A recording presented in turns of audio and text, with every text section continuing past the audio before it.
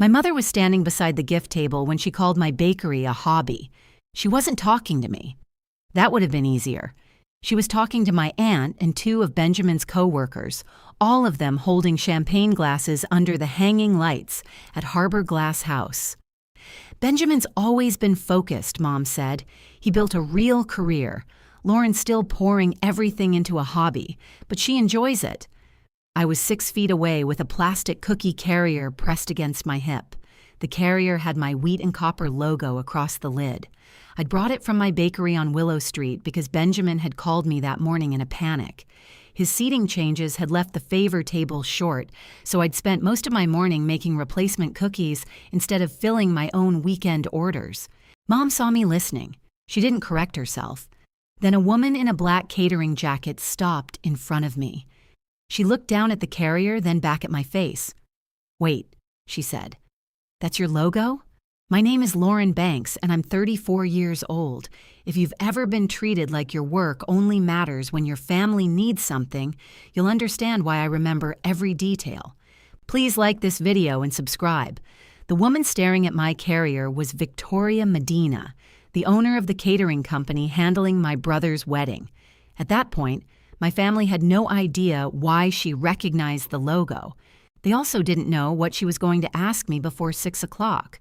To explain that, I need to go back to the first planning meeting, when everyone was still pretending my role in Benjamin's wedding would be small. It was a Sunday afternoon in October. Benjamin had been engaged for about 3 months. Mom invited all of us to her house for lunch, which usually meant she wanted something done without having to ask directly. I arrived carrying a paper bag of rosemary rolls. Dad was in the kitchen slicing tomatoes. Mom had covered the dining table with venue brochures, sample menus, and little cards with fabric colors taped to them. Benjamin was sitting at the far end with his laptop open. He looked up when I walked in. "Perfect," he said. "You brought food. Hello to you too." He got up and took the bag from me. Benjamin was 29 then. He worked in hotel management and had recently been promoted to operations manager at a waterfront property in New London. Mom had told almost everyone she knew about that promotion. She'd posted his new job title online before he had. When I'd renewed my bakery's commercial license that same year, she asked if it was expensive. That was the difference. Dad came over and hugged me. "How's the shop?" he asked. "Busy. I had to move 2 wholesale deliveries to this morning." Mom glanced over from the table. "You work too much. I had orders. You always have orders." She said it like I'd developed an inconvenient habit. My bakery was at 18 Willow Street in Mystic. I opened it in 2018 after 4 years of saving and 2 years of working both restaurant shifts and farmers markets. It wasn't a cute little storefront where I made cupcakes when inspiration struck. It was a licensed commercial kitchen with 2 deck ovens, a walk-in cooler, delivery schedules, payroll, inspections, and flour invoices that could ruin my mood before breakfast. By then, most of my income came from wholesale accounts. I supplied bread, rolls, breakfast pastries, and plated desserts to restaurants, inns, and catering companies along the shoreline. My family knew I worked long hours. They knew businesses ordered from me. They just preferred not to ask enough questions to understand the scale. Mom pointed to a chair. "Sit down. We need your practical brain." There it was. Not my opinion, not my company experience. My practical brain. I sat beside Dad while Benjamin turned his laptop toward me. The wedding was scheduled for the following summer at Harbor Glass House. The base reception included dinner, cake service, several hours of music access, and a standard bar window. Mom and Dad had offered to pay that contract. Benjamin wanted more. He clicked through a list of upgrades. "They've got this expanded cocktail thing," he said. "More fast food, an extra bar station, then a late-night buffet. How many guests?" "Right now, about 120, Mom answered before he could. "It may be closer to 140. Benjamin rubbed his jaw. "We're still working on that." I looked at the price beside the package. "That's not a small upgrade." "No," Dad said quietly. Mom sat across from me and folded her hands. "The problem is timing." I waited. She continued. The venue needs a named sponsor for the optional services because your father and I already reached the amount we agreed to contribute. Benjamin leaned back in his chair. It's just paperwork. Who's paying for it? I asked. I am. Then why do you need a sponsor? He gave me the patient smile he used when hotel guests complained about parking. My available credit is tied up right now. Deposits, the band, travel. The catering company can attach the package to a third-party account. Then I reimburse that person before the final release. What travel? He looked down at the laptop. We changed the honeymoon a little. Mom stepped in. They found a better resort. A more expensive resort? It's their honeymoon, Lauren. I looked at Dad. He kept his eyes on the tomato slices. Benjamin closed the upgrade page. I'll have the money before the wedding. I get my performance bonus in the spring. You already know what that bonus will be? Close enough. That doesn't answer the question. He exhaled through his nose. This is why I didn't want to make it a whole family meeting. Mom gave me a disappointed look. No one is making it a whole thing. Your brother is asking you to put your name on a form for nearly $10,000. He said he'll reimburse you. So why don't you put your name on it? Her face changed for half a second. Then she smiled. Because your father and I are already paying for the wedding. I almost laughed. That wasn't an answer either. Dad finally sat down. What exactly does the form do? He asked. Benjamin reopened the page. The caterer holds the optional package under Lauren's sponsor account. I pay Lauren before the wedding. Lauren authorizes the final charge and everything gets released. And if you don't pay me? I asked. He looked offended. I will, if you don't. Mom tapped one fingernail against the table. Why are we starting from the assumption that Benjamin won't keep his word? I turned toward her. I'm asking what I'm signing. You've always been so suspicious about money. That was interesting, because I was also the person she called whenever the property tax bill looked wrong or Dad needed help comparing insurance plans. Benjamin pushed the laptop away. Forget it, I'll cut the late-night food. Mom immediately looked at me. Now he has to disappoint everyone because his own sister thinks he's going to cheat her. Dad said, Susan, what? That's what she's saying. No, it isn't, I said. I'm asking what happens if the reimbursement is late. Benjamin stood and carried the bread bag toward the kitchen. I said, forget it. The conversation should have ended there. Instead, Mom followed him and started speaking in a low voice that was still loud enough for everyone to hear. She's always needed everything spelled out, even with family. Benjamin muttered something I couldn't catch. Dad gathered the menu cards into a neat pile. You know he's good for it, he said. Do I? He stopped moving the cards. I reminded him of the cabin trip Benjamin had planned the year before. He reserved a large rental, promised to collect everyone's share, then discovered his card couldn't cover the final payment. I paid it because the deadline was that afternoon. It took him 5 months to reimburse me. Dad nodded slowly. He did pay you. After I asked 6 times. He had expenses. So did I. Dad looked toward the kitchen. His shoulders dropped. I just want the day to go well. That sentence explained most of my childhood. Dad wanted things to go well. Mom decided what that required. Usually it required me to absorb something quietly. Benjamin came back without the bread bag. I can send you the reimbursement date in writing, he said. Would that make you feel better? It would make the agreement clear. Mom rolled her eyes. For heaven's sake. But Benjamin was already typing. A minute later, my phone buzzed. He'd sent an email saying he would reimburse the full cost of the optional catering package no later than 10 days before the wedding. I read it twice. Full cost, I said. Not part of it. Yes, and no added services without asking me first. Fine. Mom sat down again. Can we please eat now? That was how the first question got answered. They didn't need my baking advice. They needed my credit and my name. The second question was harder. If Benjamin had a management job, a bonus coming, and enough money to upgrade his honeymoon, why was the catering package the thing he couldn't cover? I didn't push it that afternoon. At the time, I thought I was being careful without being difficult. That distinction mattered to me then. A few days later, I left the bakery after the morning delivery run and drove to Harbor Glass House. The venue sat near the water, behind a line of cedar trees. Most of the building was glass and dark metal. Even empty, it looked expensive. A woman at the front desk directed me to an office near the service entrance. That was the first time I met Victoria Medina in person. She was 44 then, with dark hair pinned at the back of her neck and reading glasses hanging from a copper chain. Her event file was open on the desk when I walked in. Lauren Banks, that's me. She stood and shook my hand. Victoria, thanks for coming over. Her name sounded familiar, but I couldn't place it. Catering companies often ordered through managers, kitchen leads, or account emails.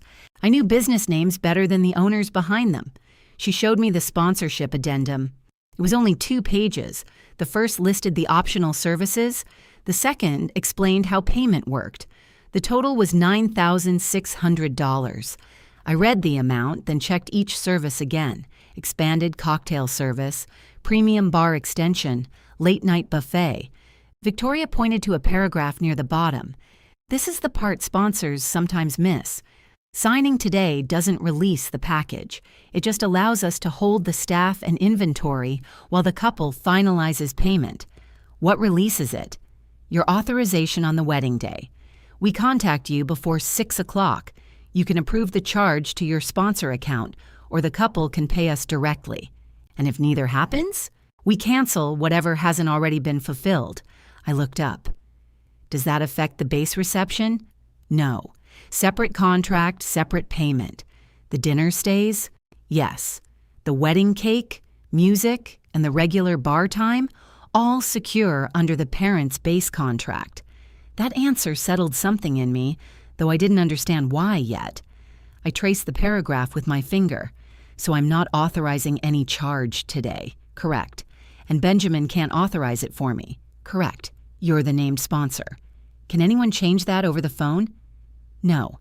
Any sponsor change requires a new signed addendum. Victoria turned the page toward me. You're asking the right questions. I gave her a small smile.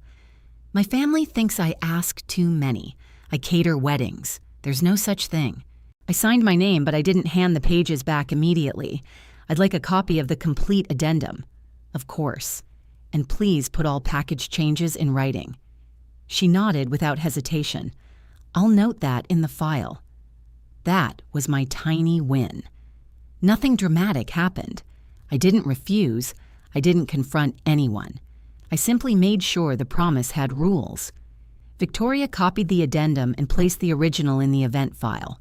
I put my copy in a plain folder, carried it to my car, and set it on the passenger seat.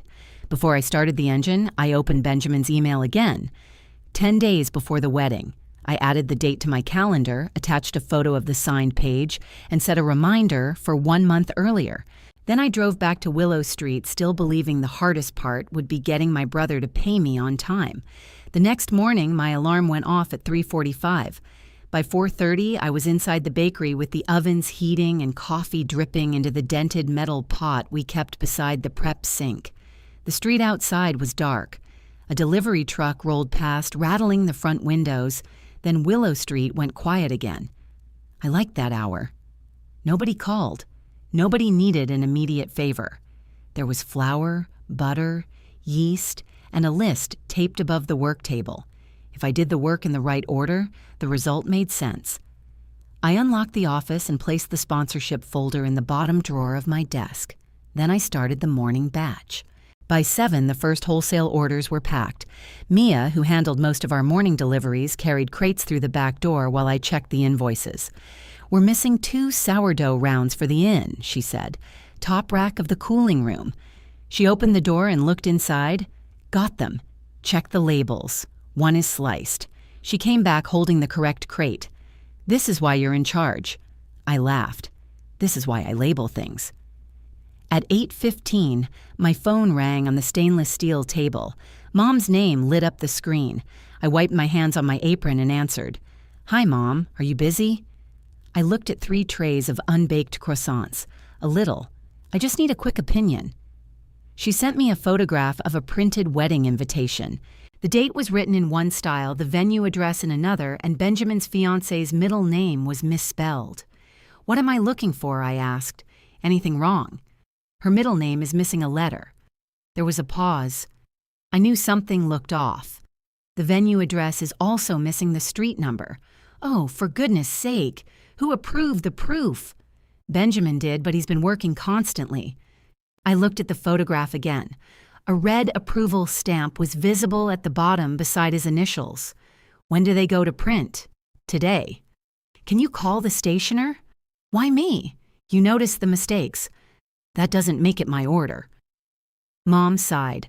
I don't understand why every little request becomes a negotiation with you lately. It had been 4 days since I signed the addendum. I'm at work. It'll take 5 minutes. It never took 5 minutes. The stationer would need the order number, corrected spelling, venue details, and approval from the person who placed the order. Mom knew that. She also knew I would probably handle it anyway. I'll call when I finish this batch, I said. Thank you. I knew I could rely on you. She ended the call before I could ask for the order number. Mia had heard enough to understand. Wedding stuff? She asked. Invitation proof. Is that part of our new catering services? No. She gave me a look, then returned to loading crates. I called the stationer at 9:30. They couldn't discuss the order with me because my name wasn't on it. I called Mom back. She didn't answer. I called Benjamin. He answered on the 5th ring. What's up? I need you to email the stationer and authorize me to correct the invitation. Can't Mom do it? She didn't place the order. Oh. Right. I heard voices behind him and the rolling squeak of a housekeeping cart. I'm walking into a meeting, he said. Can you just tell them you're my sister? I did. They still need your permission. Okay, send me the email address. It's on your confirmation. Another pause. Can you text it to me? I found the address, sent it, and waited. 20 minutes later, he forwarded the original order confirmation without writing anything to the stationer. I called him again. What? You need to authorize me. I forwarded the email. That doesn't give them permission. Lauren, I'm dealing with an incident at the hotel. Then deal with it. The invitations can wait. They go to print today. I know. He lowered his voice. Please, just fix it. I stood beside my office door with the phone against my ear. Through the kitchen window, I could see Mia arranging delivery sheets. Everything in that room was moving because I'd planned it to move. I can't fix what you won't take 30 seconds to authorize. He went quiet. Then he said, Fine. The email arrived 2 minutes later. I corrected the proof, confirmed the changes, and asked the stationer to send the final version to Benjamin. At lunchtime, Mom called again. You saved us. I corrected 2 lines. The whole order would have been ruined. Benjamin approved it without reading it. He's under pressure. So am I. I know, honey. She said it gently enough that I almost accepted it. Then she added, You're just better at these details. That was the pattern. Benjamin made the mistake. I became responsible because I noticed it. I didn't have those words for it yet. I only knew the problem was solved. Mom sounded pleased with me, and some old part of me relaxed. Sunday dinner at my parents' house had always worked like that too. The following weekend, I arrived at 5 with a container of roasted vegetables and a loaf of olive bread. Mom opened the door, kissed my cheek, and took both things from my hands. Thank goodness, she said. Your father forgot the salad. Dad called from the living room. I didn't forget. She said she was making vegetables. That isn't a salad, Greg. I hung my coat on the same brass hook I'd used since I was young. The hallway still had the narrow table with the crooked bottom drawer. The wallpaper had faded around the framed family photographs. There were twice as many pictures of Benjamin as there were of me. I'd counted once in my 20s, then felt embarrassed for counting. Benjamin arrived almost 40 minutes late. He wasn't carrying anything. Mom hurried to the door when she heard his key. You must be exhausted. I'm fine. How was the hotel? He kissed her cheek. Full. We had a wedding party this weekend. Mom took his coat and hung it beside mine. See, Lauren? He knows exactly how much work goes into these events. I was setting the table. I also work with events. That's different. Benjamin glanced at me, then at the olive bread. Did you make that? Yes. He cut off the end before we sat down. Mom slapped his hand lightly. Wait for dinner. He ate it anyway. During the meal, she asked him about staffing, room revenue, and a guest who had complained about noise. She listened to every answer as if he were explaining international trade. When she turned to me, she asked, "Are you still doing that early market on Saturdays? I stopped that 2 years ago. Oh, I'm wholesale now, mostly. I thought you still had the little table." No. She took a sip of water. Well, that's probably easier on your back. Benjamin looked at me. How many places do you supply now? 14 regular accounts, more during event season. He nodded. That's solid. It was the closest anyone at the table came to understanding what I'd built. Mom picked up the bread basket. You should make these for the welcome bags. I looked at her. These loaves? Smaller ones. Wrapped nicely. For every guest? Maybe every room. That could still be 70 or 80 loaves. They wouldn't have to be this size. Dad said, Susan, that's a lot. She has the equipment. I set down my fork. That doesn't make the ingredients free. Mom looked genuinely surprised. I wasn't asking you to donate them. Okay, I'll price the order. Her mouth tightened. You need to price bread for your brother's wedding? Yes. Benjamin leaned forward. We don't even know if we want bread in the welcome bags. Mom gave him a quick smile. I was only suggesting it. Then she looked at me again. Forget I mentioned it. The rest of dinner stayed polite. That was one of Mom's skills. She could make a request sound casual, turn a refusal into an insult, then act wounded enough that everyone else changed the subject. After we ate, Benjamin went into the living room with Dad. Mom started loading the dishwasher. I picked up the remaining plates. You can leave those, she said. I'm already here. She rinsed a serving spoon. I don't want you saying we take advantage. I didn't say that. You made a point about charging your own family. You said you weren't asking me to donate. I wasn't. I just didn't expect an invoice at the dinner table. I said I'd price it. She shut off the water. You've become very businesslike. I waited for her to explain what was wrong with that. Instead, she dried her hands and went into the pantry. When she came back, she was holding a round metal cookie tin. It had belonged to my grandmother. The lid was printed with faded blue flowers, and one side had a dent from being dropped years earlier. I found this behind the serving dishes, she said. Do you want it? I took it from her. Inside were my grandmother's handwritten recipe cards. Most were stained at the edges. Her biscuit recipe was on top, written in blue ink. Mom glanced into the tin. I was going to throw those out. Nobody uses recipes like that anymore. I do. You have professional recipes. They started with these. Mom shrugged. Take them then. That was the small piece of truth I recovered that night. Mom had never seen a connection between those cards and my bakery. I had spent years hoping she would. My grandmother used to let me stand beside her at the counter and press scraps of dough with the rim of a drinking glass. She didn't call it talent. She didn't make a speech about my future. She just moved the flour closer when I needed more and trusted me not to waste it. When I opened the bakery, I put one of her biscuit cards in a frame above my office desk. Mom had been inside that office several times. She'd never asked why it was there. I carried the tin to the hallway and placed it on top of my coat. Benjamin came out of the living room holding his phone.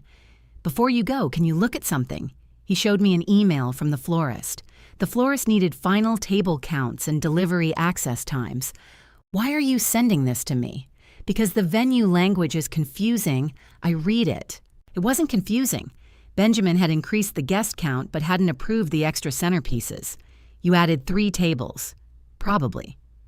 The florist needs to know whether you're paying for 3 more centerpieces. Mom said we could spread the arrangements out. That isn't what the florist is asking. He leaned against the wall. Can you call her tomorrow?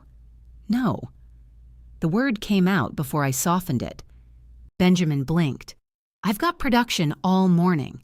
Call in the afternoon. It's your florist. You understand vendor stuff. So do you. You manage a hotel. His face tightened. Not the same thing. That was the second time I'd heard those words that week. My work was different whenever it deserved respect, but exactly the same whenever somebody needed it. Mom appeared in the doorway. "What's going on?" "Nothing," I said. Benjamin locked his phone. I asked Lauren to help with the florist. Mom looked at the tin resting on my coat. She has time to go through old recipes, but not make one phone call? I picked up my coat and held the tin against my chest. I'm not calling the florist. Mom gave Dad a look over her shoulder. He had followed her into the hall, but he said nothing. Benjamin stared at me for a moment. "Fine, I'll do it." "Good." I put on my coat. The strange part was how uncomfortable that tiny refusal felt. My face was hot. My hands wanted to give back the cookie tin, take out my phone, and solve the problem before anyone stayed angry. I had spent years treating usefulness like the price of admission.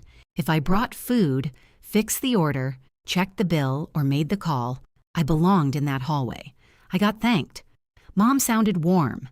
Dad looked relieved. Benjamin called me dependable. Without the task, I didn't know what they saw. I left before I could change my mind.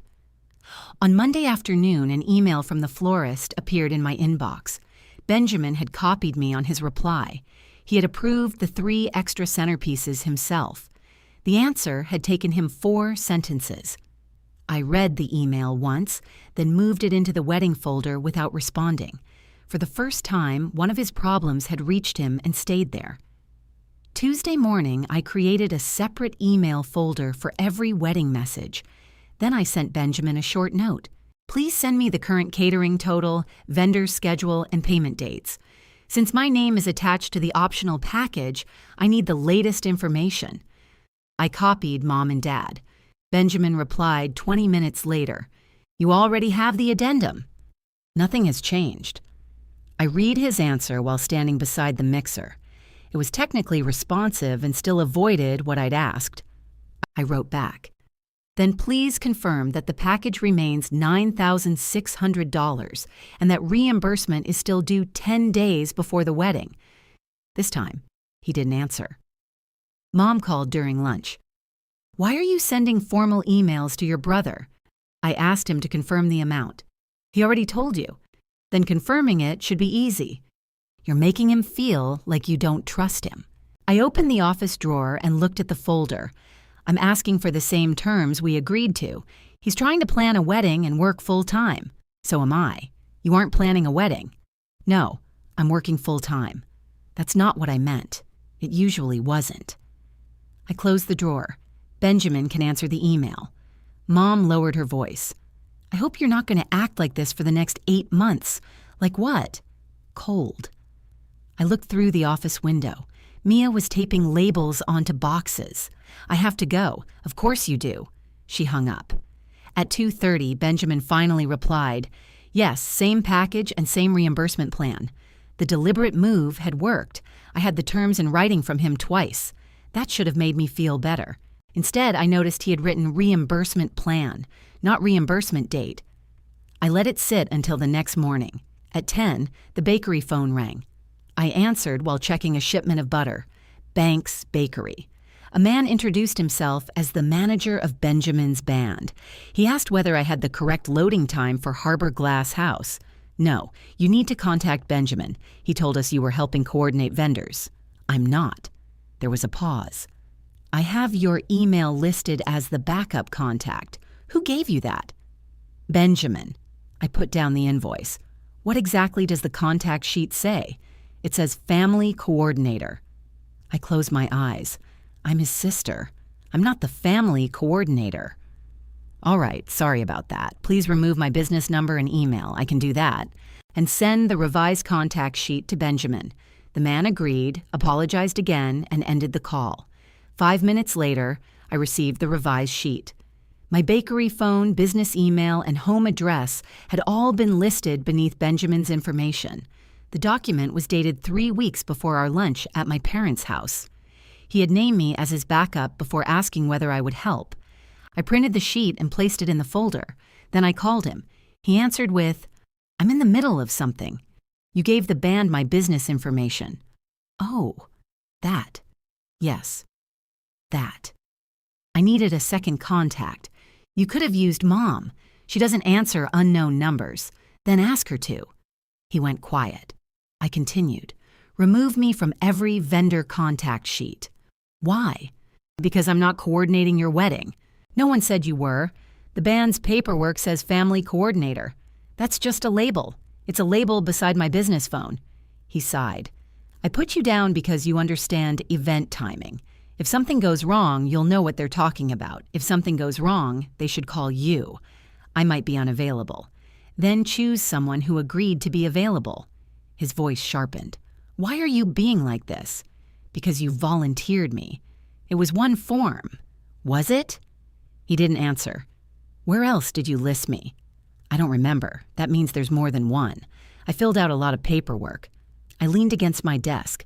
Send me every vendor sheet with my name on it. I don't have time to search for all that.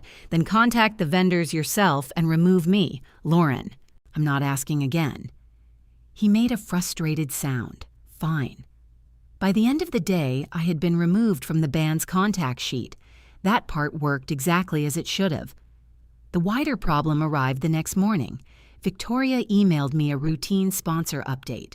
She'd attached a summary of all messages related to the optional package. Most were ordinary. Benjamin had asked about menu choices, service timing, and whether unused bar inventory created a refund.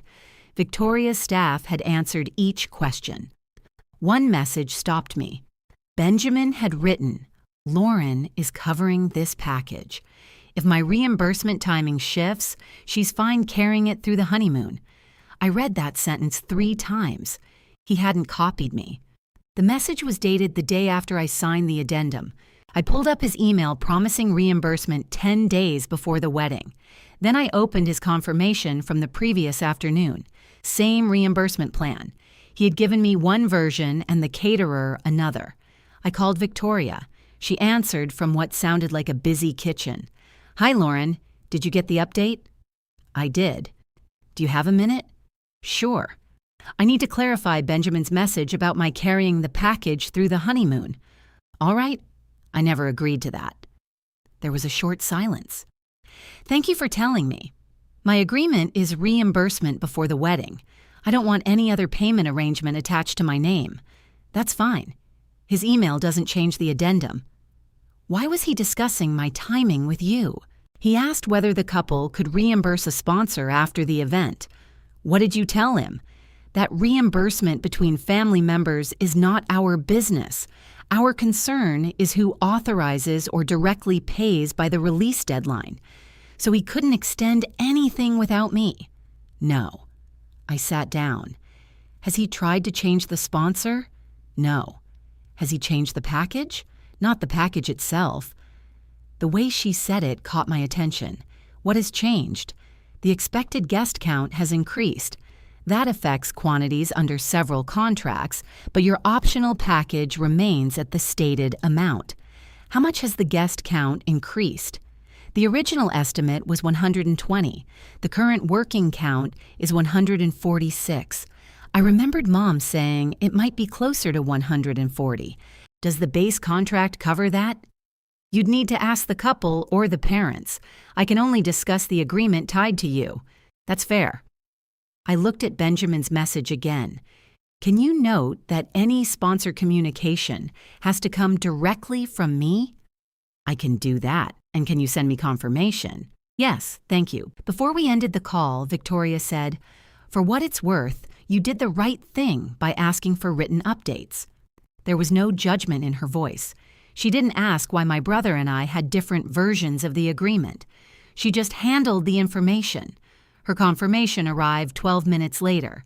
The optional package remained unchanged. Sponsor instructions could only come from me. Nothing Benjamin said on my behalf would alter the file. I printed that message too. For the first time, I wasn't collecting paperwork because I expected a fight. I was collecting it because conversations inside my family had a way of changing after they ended.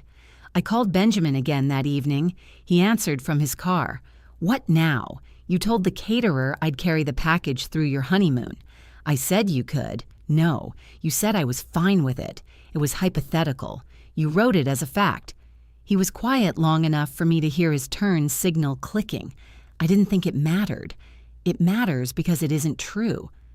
Okay, then it isn't true. Why would your reimbursement timing shift? It probably won't. That wasn't my question. He took a breath. The bonus date isn't final. You told me spring. That was the estimate. Now what's the estimate? Early summer.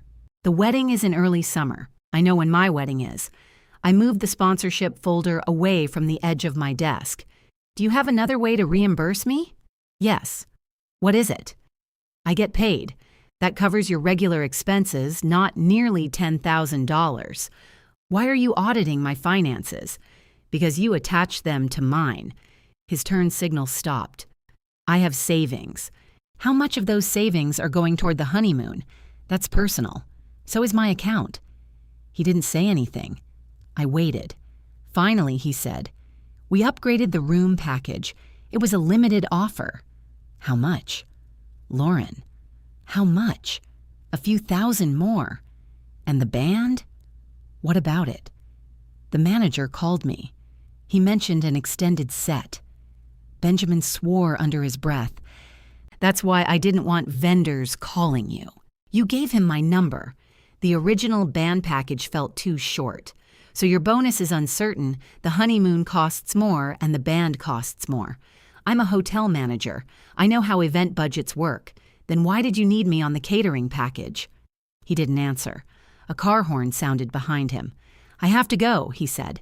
Send me the updated payment plan. There is no updated plan. Then confirm the original date. I already did. You confirmed a plan. Oh, come on, write the date, Benjamin. His voice went flat. I'll deal with it tomorrow. He ended the call. I stayed in the office until the motion lights in the kitchen switched off. The only light came from my desk lamp and the wheat-colored sign above the front window. At 7:15, Dad called. Dad, your mother says you and Benjamin had an argument. We had a conversation about money. He's upset. So am I. Dad cleared his throat. I thought you offered to cover that catering package as your wedding gift. I sat very still. Who told you that? Your mother. I didn't offer it as a gift. She said you wanted to do something special. I agreed to sponsor it until Benjamin reimbursed me. Dad didn't respond. I opened Benjamin's first email and forwarded it to him. Check your inbox. A few seconds passed. I see it, he said. Read the second sentence. I heard him tap the screen. Another silence. He said he'd reimburse you, Dad said. Yes. Before the wedding? Yes. Dad let out a slow breath. I didn't know that. Did Mom? She was sitting at the table. That was one useful answer. Mom knew the arrangement. She had still described the package to Dad as my gift. Why would she tell you that? I asked. I don't know. But his voice had changed. He knew more than he wanted to say, or he was starting to understand the question. Ask her, I said. Lauren, let's not turn this into something bigger.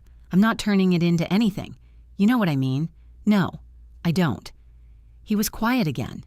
Then he said, I'll talk to her. Dad sounded tired, which usually made me back down. I would tell him not to worry, promise everything was fine, and remove the problem from his hands. That night, I didn't. Please do, I said. After we hung up, I changed the calendar reminder. Instead of 1 month before the reimbursement date, I set it for 2 months before. Then I wrote one line in the notes field. Do not rely on what they say the agreement was. Dad sent me a message the next morning. Can you come by Thursday after work? Your mother and Benjamin will be here. I didn't answer immediately. Thursday was my inventory night. I usually stayed at the bakery until every bag of flour, box of butter, and case of eggs had been counted against the order sheets. I asked Mia if she could finish the dry storage count. Is this about the wedding? She said. Probably. Then yes. She marked her clipboard. But if you come back tomorrow with another unpaid job, I'm changing the locks. I own the locks. I know a locksmith.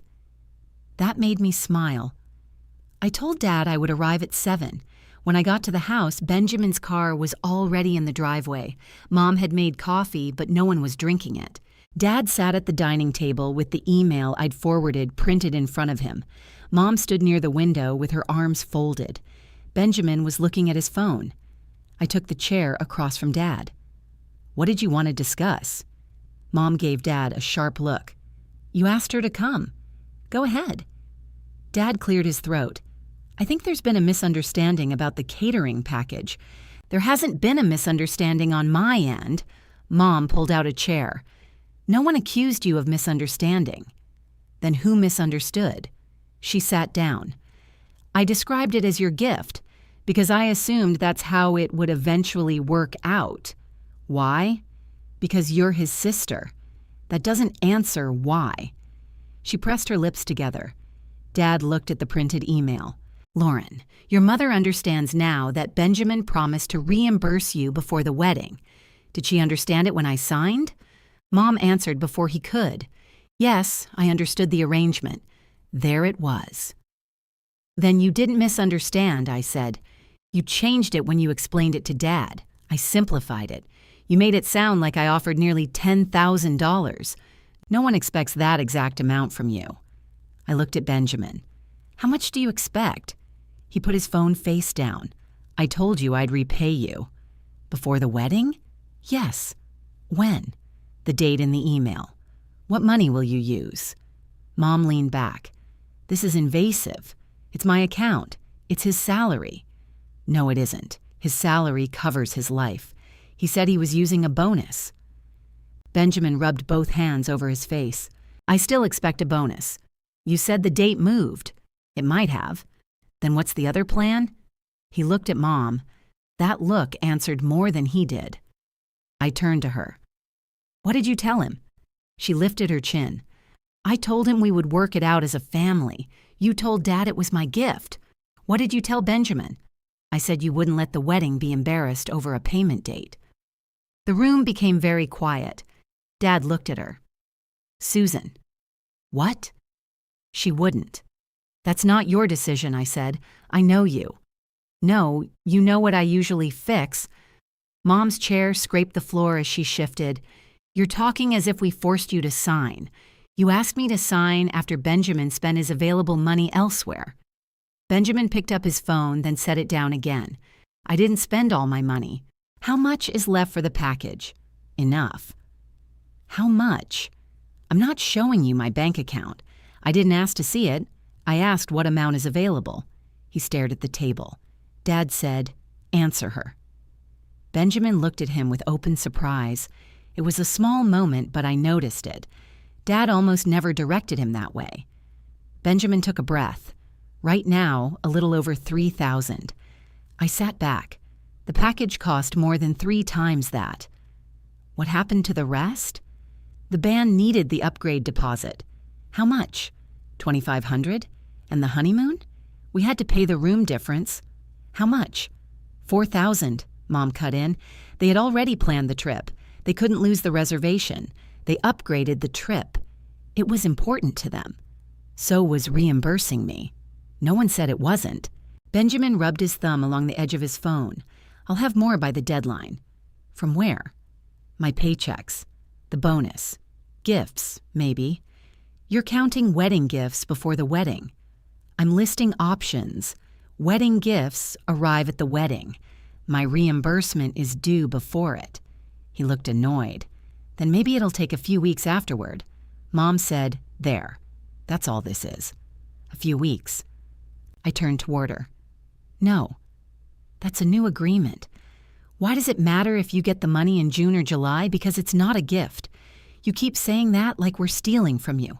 I keep saying it because you keep describing my money as flexible." Dad slid the printed email toward Benjamin. "You gave her a date." Benjamin glanced at it. "I know." "Then meet it," Dad said. Mom stared at him. Greg looked uncomfortable the second the words were out, but he didn't take them back. That was the first substantial change I saw. Dad had read the promise, heard the numbers, and stopped pretending all versions were equal. It didn't solve anything. It did remove one place for Mom to hide. She stood and carried the untouched coffee pot into the kitchen. "You've all made your point." Benjamin turned to me. "Are you going to pull out?" The question caught me off guard. I haven't said that. Would you? Mom stopped beside the counter. Of course she wouldn't. I looked at the three of them. The honest answer was that I didn't know. I could ask to withdraw as sponsor. Victoria had already explained that a replacement would require a new addendum. If Benjamin couldn't qualify or find someone else, the optional services might not stay reserved. The wedding itself would still happen. I knew that. But I also knew how my family would tell the story. I would become the sister who damaged Benjamin's wedding over money, even if every paid part remained untouched. I'm not changing anything tonight, I said. Mom gave a short laugh. How generous. But I'm not agreeing to a later reimbursement date. Benjamin leaned back. So what does that mean? It means your written date stands. And if the bonus is late, then you need another plan. He looked at Dad. Dad didn't rescue him. I continued. I'm also done handling vendor problems. I'm the named sponsor for one optional catering package. That is my only role. Mom came back to the table. That's ridiculous. Everyone helps with family weddings. Helping is being asked to do something. You listed my business as an event contact without asking. Benjamin said I removed it. From the band, I want to know where else you used it. I told you I don't remember. Then find out. Mom folded her arms again. We don't have time for this. The wedding is 8 months away. Exactly. There's so much left to do. Then Benjamin should start. His jaw tightened. I am doing things. Good. Keep doing them. I stood and put on my coat. Dad walked me to the door. Before I left, he said quietly, "He should have told you the bonus wasn't certain." Yes. I didn't know about the band increase. Neither did I. He looked toward the dining room. I'll make sure he sends you the vendor list. I waited to see if he would add something softer and undo the promise. He didn't. Thank you, I said. The list arrived Saturday morning. There were 7 vendors. My name appeared on 5 contact sheets. The florist had me listed as a secondary coordinator. The band had already removed me. The rental company had my bakery email under emergency contact. The transportation company had my personal phone number. The welcome bag supplier had both. The caterer was the only place my name belonged. I sent one email to Benjamin, Mom, Dad, and every vendor, except Victoria. I did not agree to coordinate this event. Please direct all scheduling, payment, delivery, and day of questions to Benjamin. Remove my business and personal information from your contact records. I didn't apologize. The rental company confirmed first, then the transportation company. The florist followed the next morning. The welcome bag supplier asked Benjamin for a replacement contact. He named Mom. She called me within 10 minutes. You could have warned me. I copied you on the email. Before you gave them my number. I didn't give them your number. Benjamin did. Well, now they're asking me about delivery quantities. Then ask Benjamin. He's at work. So am I. She hung up. An hour later, Benjamin sent the supplier the quantities himself. That boundary worked. For the next several weeks, no vendor called the bakery. No one asked Mia where a bus should park. No florist sent centerpiece pictures to my business account. The wedding continued moving without me. I thought the quiet would feel good. Mostly it did. There were moments when it didn't. Mom stopped sending me dress photographs. Benjamin removed me from the planning message thread. Dad mentioned a menu tasting after it had already happened. None of those things were necessary for me to know. I had asked to be removed from coordination, not from the family. Still, I didn't ask to be added back. At Thanksgiving, Mom placed Benjamin beside her and seated me near the end of the table.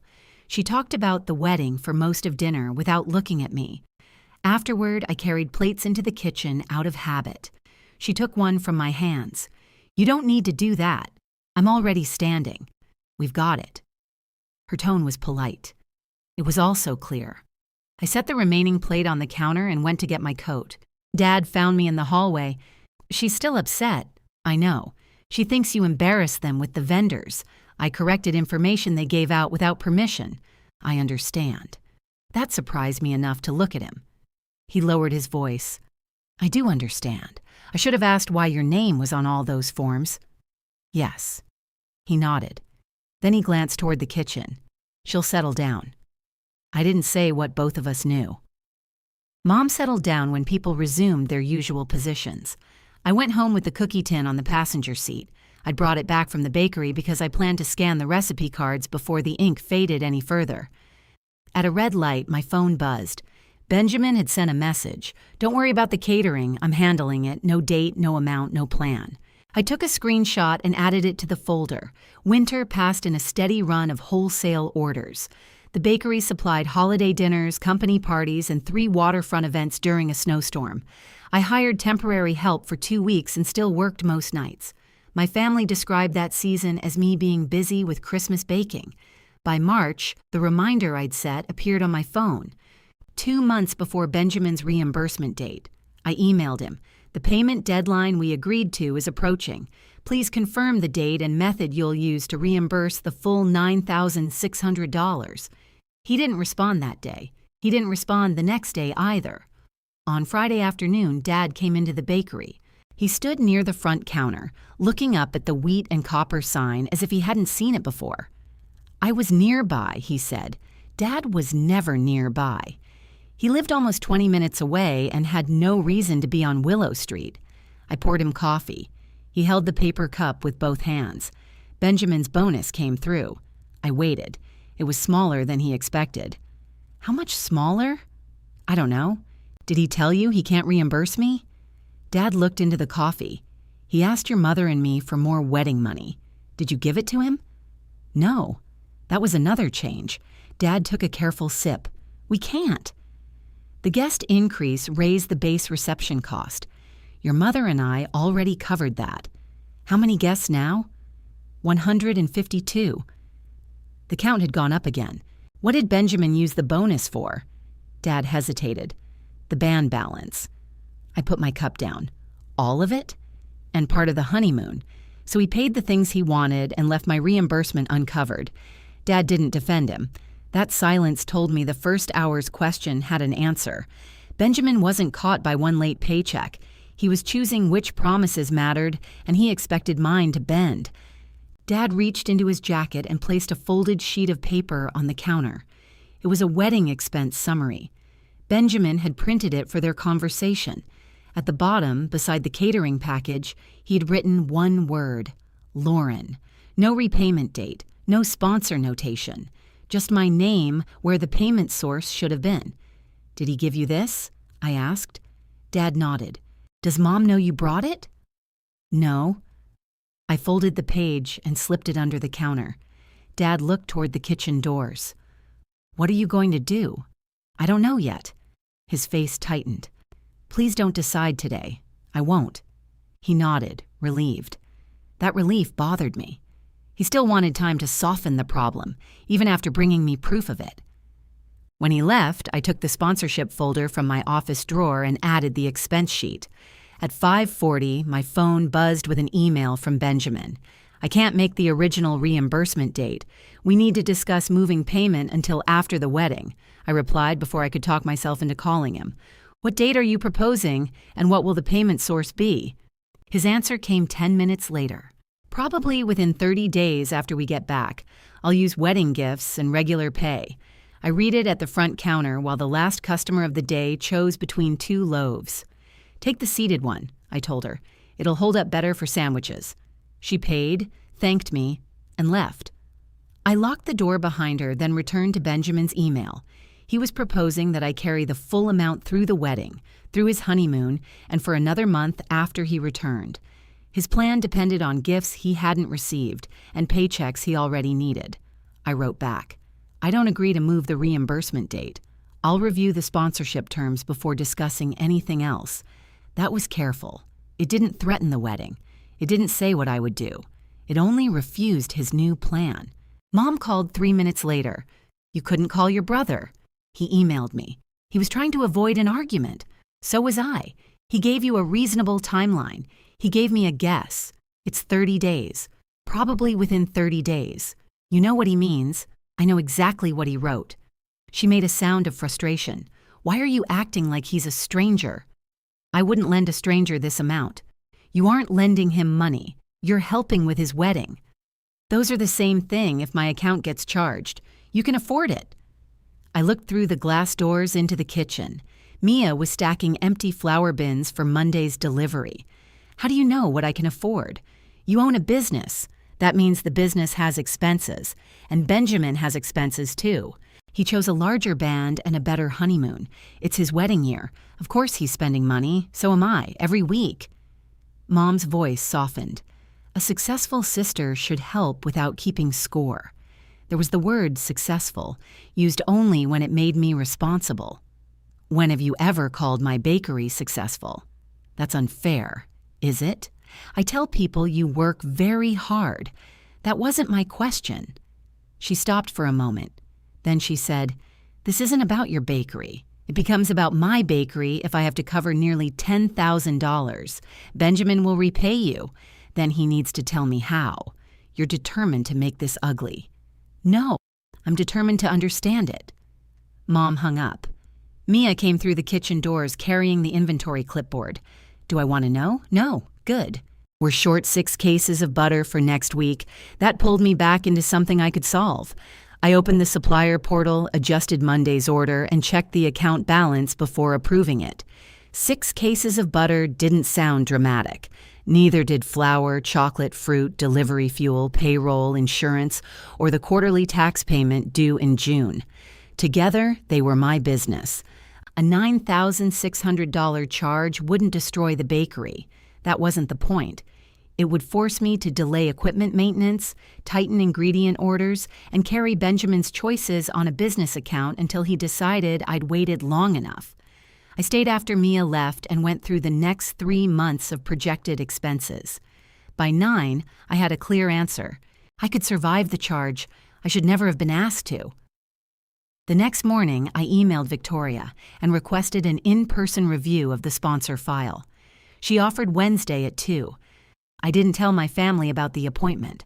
Harbor Glass House was preparing for an afternoon event when I arrived. Staff members were rolling covered tables across the main floor. Through the glass wall, the river looked gray under a low sky. Victoria met me in the same office near the service entrance. The event file was already open.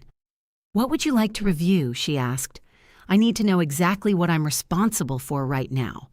She turned the addendum toward me. "Right now, you're responsible for nothing beyond the sponsorship agreement. Is any money being held on my account?" "No." "Is there a deposit tied to me?" "No." "Can the couple create one?" "Not without a new document signed by you." I nodded. "What has the catering company purchased for the optional package?" "Nothing that creates a charge to you. We plan inventory across several events. Benjamin's package remains reserved, but the service release is separate. And the increased guest count? The optional package price remains $9,600. Even at 152 guests? Yes, they're still within the contracted package limit." "What's that limit?" 160. I hadn't known there was a limit. "What happens if they invite more?" "We would need to revise quantities and price. You would receive a new addendum if they wanted the sponsorship to cover it. Do not send me a revised addendum without calling me first." Victoria picked up a pen. "I'll note that." I leaned closer to the file. "What has Benjamin asked since your last update?" She checked the message log. He asked whether the sponsor charge could be divided over multiple cards. "My cards?" He didn't specify. We told him the named sponsor charge must use the approved account. Direct payment from the couple may come from another accepted source, but it must be complete. So he can't put part on me and part on himself under this form, not without your involvement. What did he say after that? He asked whether his parents could pay directly. And we said yes, as long as the full payment reaches us by the deadline. Did he say they would? No. Victoria rested her hand on the file. "Lauren, I can explain our procedure. I can't help negotiate your family arrangement. I understand." I did understand. She wasn't there to tell me whether Benjamin was lying. She was there to tell me what his questions meant in practical terms. He had asked about splitting the charge. Then he had asked whether Mom and Dad could cover it. He was looking for every source except the one he'd promised me. "What time will you contact me on the wedding day?" I asked. "We usually check in with a sponsor during final event review. The release deadline is 6 o'clock. If I don't answer immediately, we try again. Nothing is released against your account without your direct approval. And if someone says I approved it verbally through them, we don't accept that." I let out a breath. "Can you send me today's account status in writing?" "Yes, that's all I need." Victoria closed the file. "You're very organized. I have to be." She gave me a small, professional smile. "That usually means someone learned the hard way." I didn't answer. On my way out, I passed the reception room. Staff had placed water glasses at each setting. Every chair was straight. Every napkin faced the same direction. A wedding could look effortless because dozens of people had already decided who was responsible for each detail. My family's version of effortless had always meant me. Victoria's confirmation arrived before I reached the bakery. It stated that no funds had been charged, no automatic release was in place, and no one else could authorize my account. That was useful. I saved it in 3 places and printed 1 copy. The email also copied Benjamin. He called as soon as I walked through the bakery's back door. "Why did you go to the venue?" "To review the account attached to my name." "You could have asked me." "I did." "You're making us look unreliable. I asked about my responsibility. Victoria called me after you left." "What did she say?" "That all sponsor communications have to go through you. That was already the rule. She made it sound like you were concerned." "I am concerned." He lowered his voice. "Do you plan to embarrass me?" "I plan to know what I'm agreeing to." That's not an answer. It's the only answer I have today. He was silent. Then he said, "Mom and Dad can probably help if the bonus doesn't cover it." Dad told me they can't. Dad worries about everything.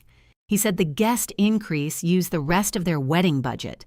Benjamin muttered, "He shouldn't have discussed that with you." "Why not?" "Because it creates drama." The expense sheet had my name beside the package. Another silence. "Dad showed you that?" "Yes." I heard a door close on his end. "You all need to stop having separate conversations about my wedding. You had a separate conversation with Victoria about my account. That was different. It involved my money. No money has been charged. That's because I haven't authorized it." He didn't respond. I continued. "Send me the current guest list total and confirm you won't exceed the package limit." "Why do you care?" "Because a higher count could require a new addendum. We're not adding 8 more people." "You added 32 after the first estimate. That was before invitations went out. Confirm it in writing." He laughed once without humor. "Everything has to be in writing with you now." "Yes, fine." He ended the call. His confirmation arrived later that evening. "The guest list will stay within 160.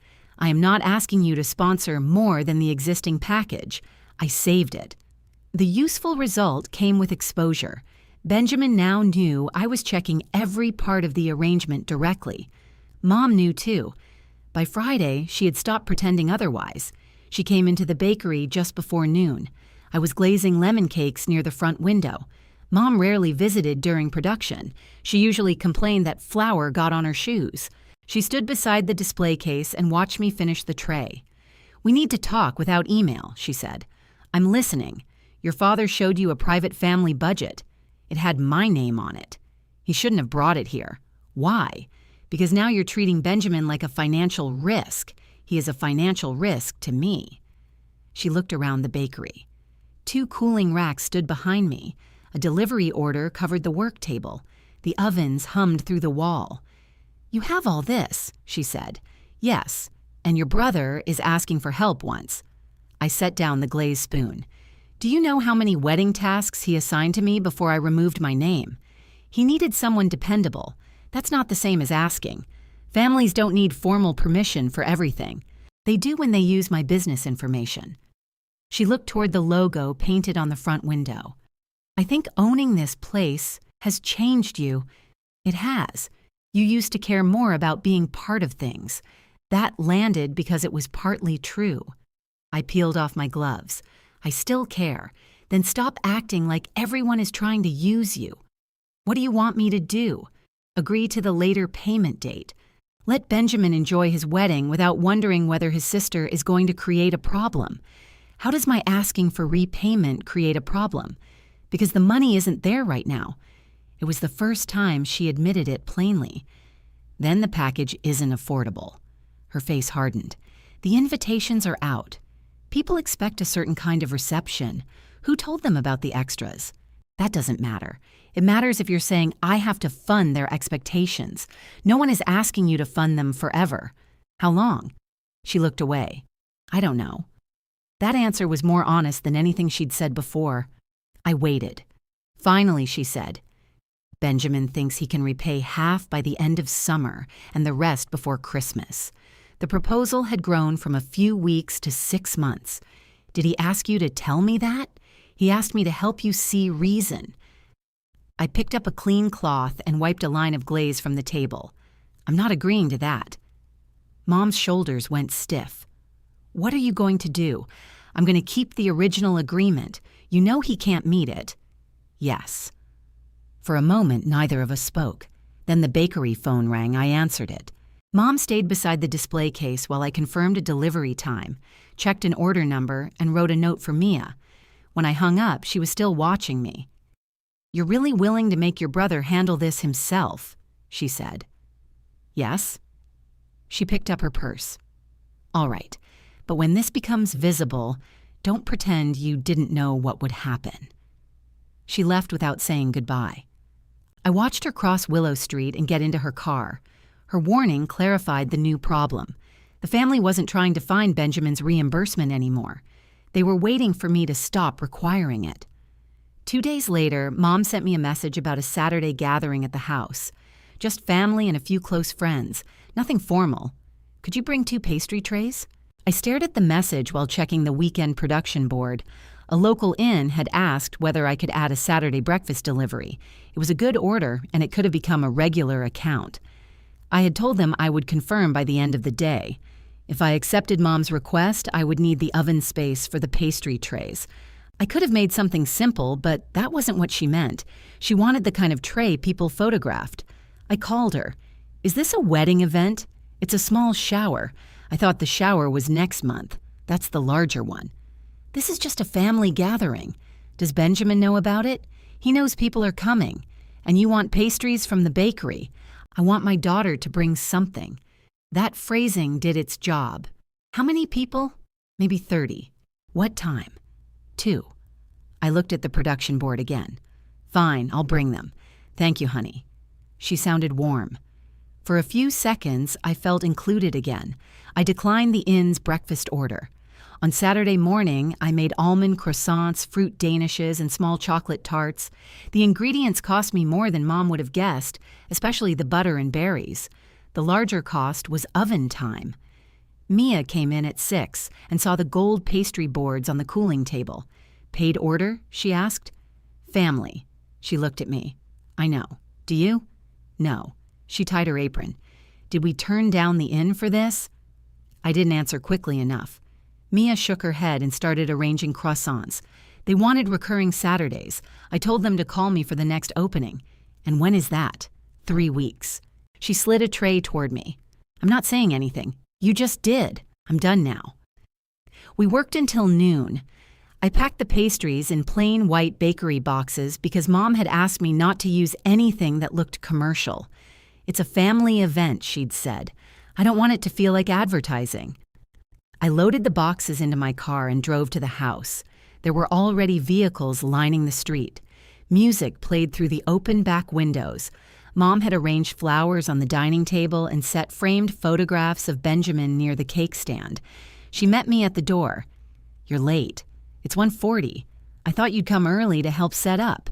You asked me to bring pastries at 2. She looked past me toward the car.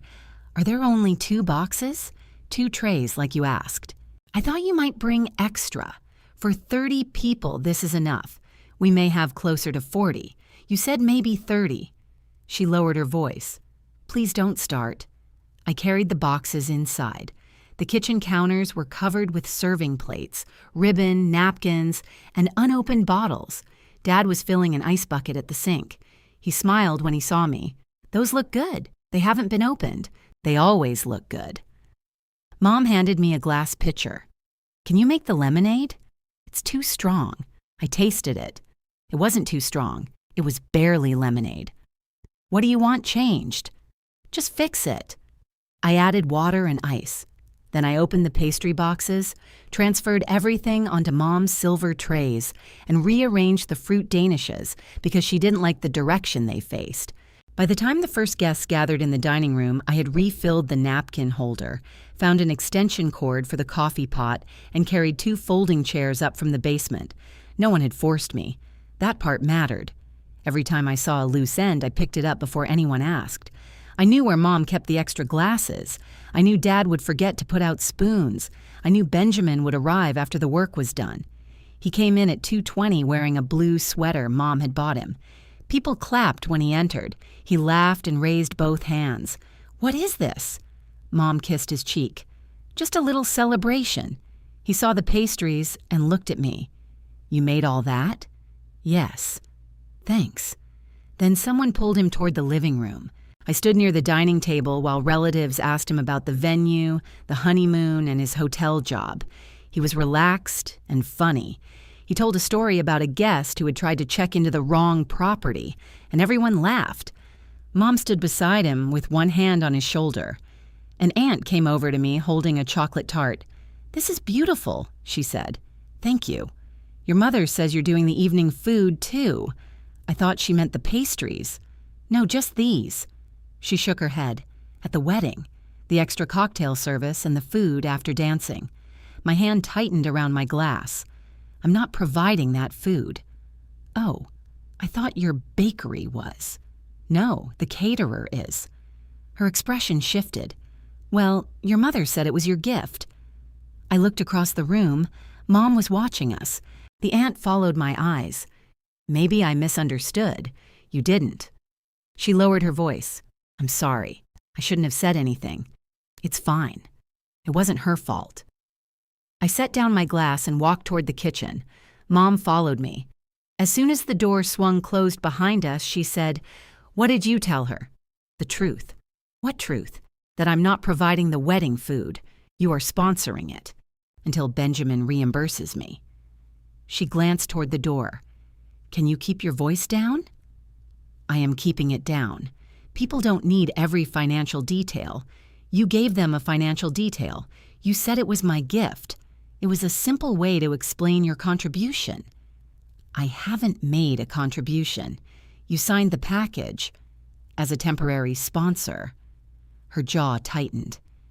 "Do you have to correct people at a happy event?" She asked me directly. "You could have said yes and moved on. That would be a lie. It would be gracious." The kitchen door opened. Benjamin stepped inside. "Is everything okay?" Mom answered quickly. "Lauren is upset because I mentioned her catering gift." He looked at me. "Why?" "Because it isn't a gift." He leaned against the counter. "We know that." "Your relatives don't. They don't care who pays what." "Then why tell them I paid?" Mom picked up a stack of small plates and began counting them.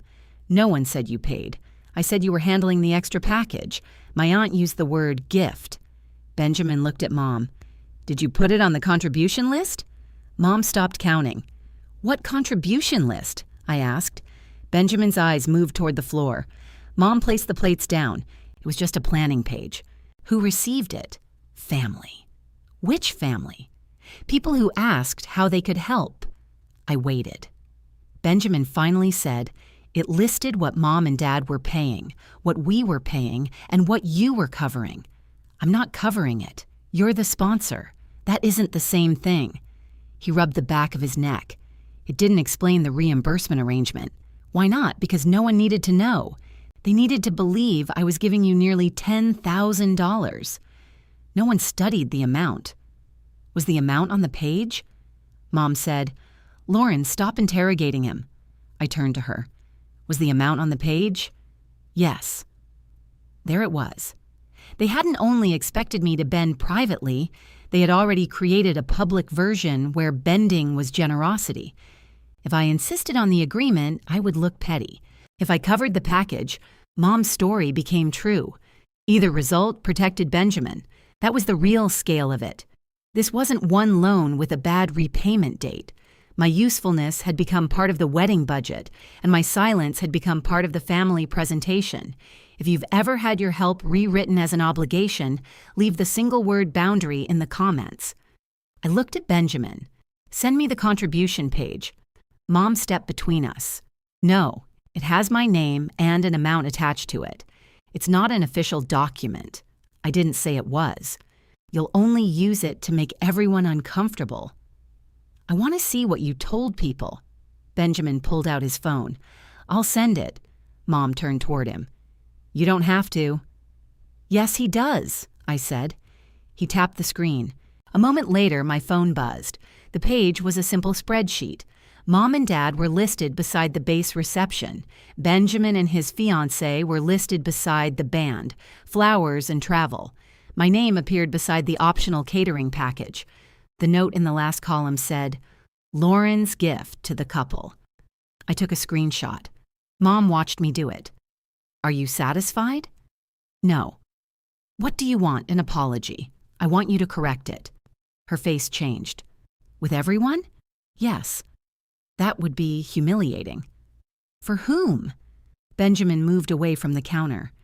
I can tell people it's a sponsorship, a temporary sponsorship with reimbursement due before the wedding. He looked at Mom again. That's too much detail. Then remove my name and the amount. Mom said, we're not sending a revised spreadsheet over one word. It isn't one word. What difference does it make? It changes whose money it is. She stared at me. From the next room, someone called for more coffee. Dad opened the kitchen door. Everything all right? Mom picked up the plates. Lauren has decided to turn the shower into an accounting meeting. Dad looked at me. I held up my phone. Did you see the contribution list? He hesitated. Yes. Did you know it called the package my gift? I saw that, and you didn't correct it. He looked down. I assumed your mother had discussed it with you. You had my email, I know. That was the concrete cost. Dad had learned the truth, supported me once, then stayed silent when Mom rewrote it for everyone else. He wasn't confused anymore. He was choosing the quieter room. Mom pushed through the door with the plates. Benjamin followed her. Dad stayed with me. I'm sorry, he said. Will you help correct it? He looked toward the dining room. Today? Yes. Can we do it later? I put my phone in my purse. No.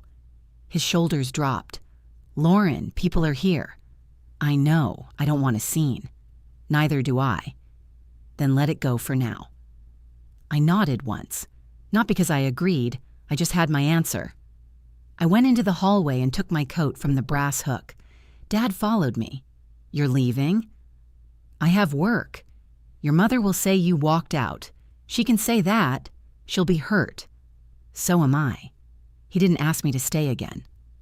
Outside, I sat in my car and opened the email from the inn. Their message was polite. They had filled the Saturday delivery with another bakery but would keep my information for the future. I had lost a possible account to bring free pastries to a gathering where Mom publicly assigned me a gift I never offered. The loss wasn't enormous. That almost made it worse. I had traded a real business opportunity for a few minutes of being welcomed through the front door.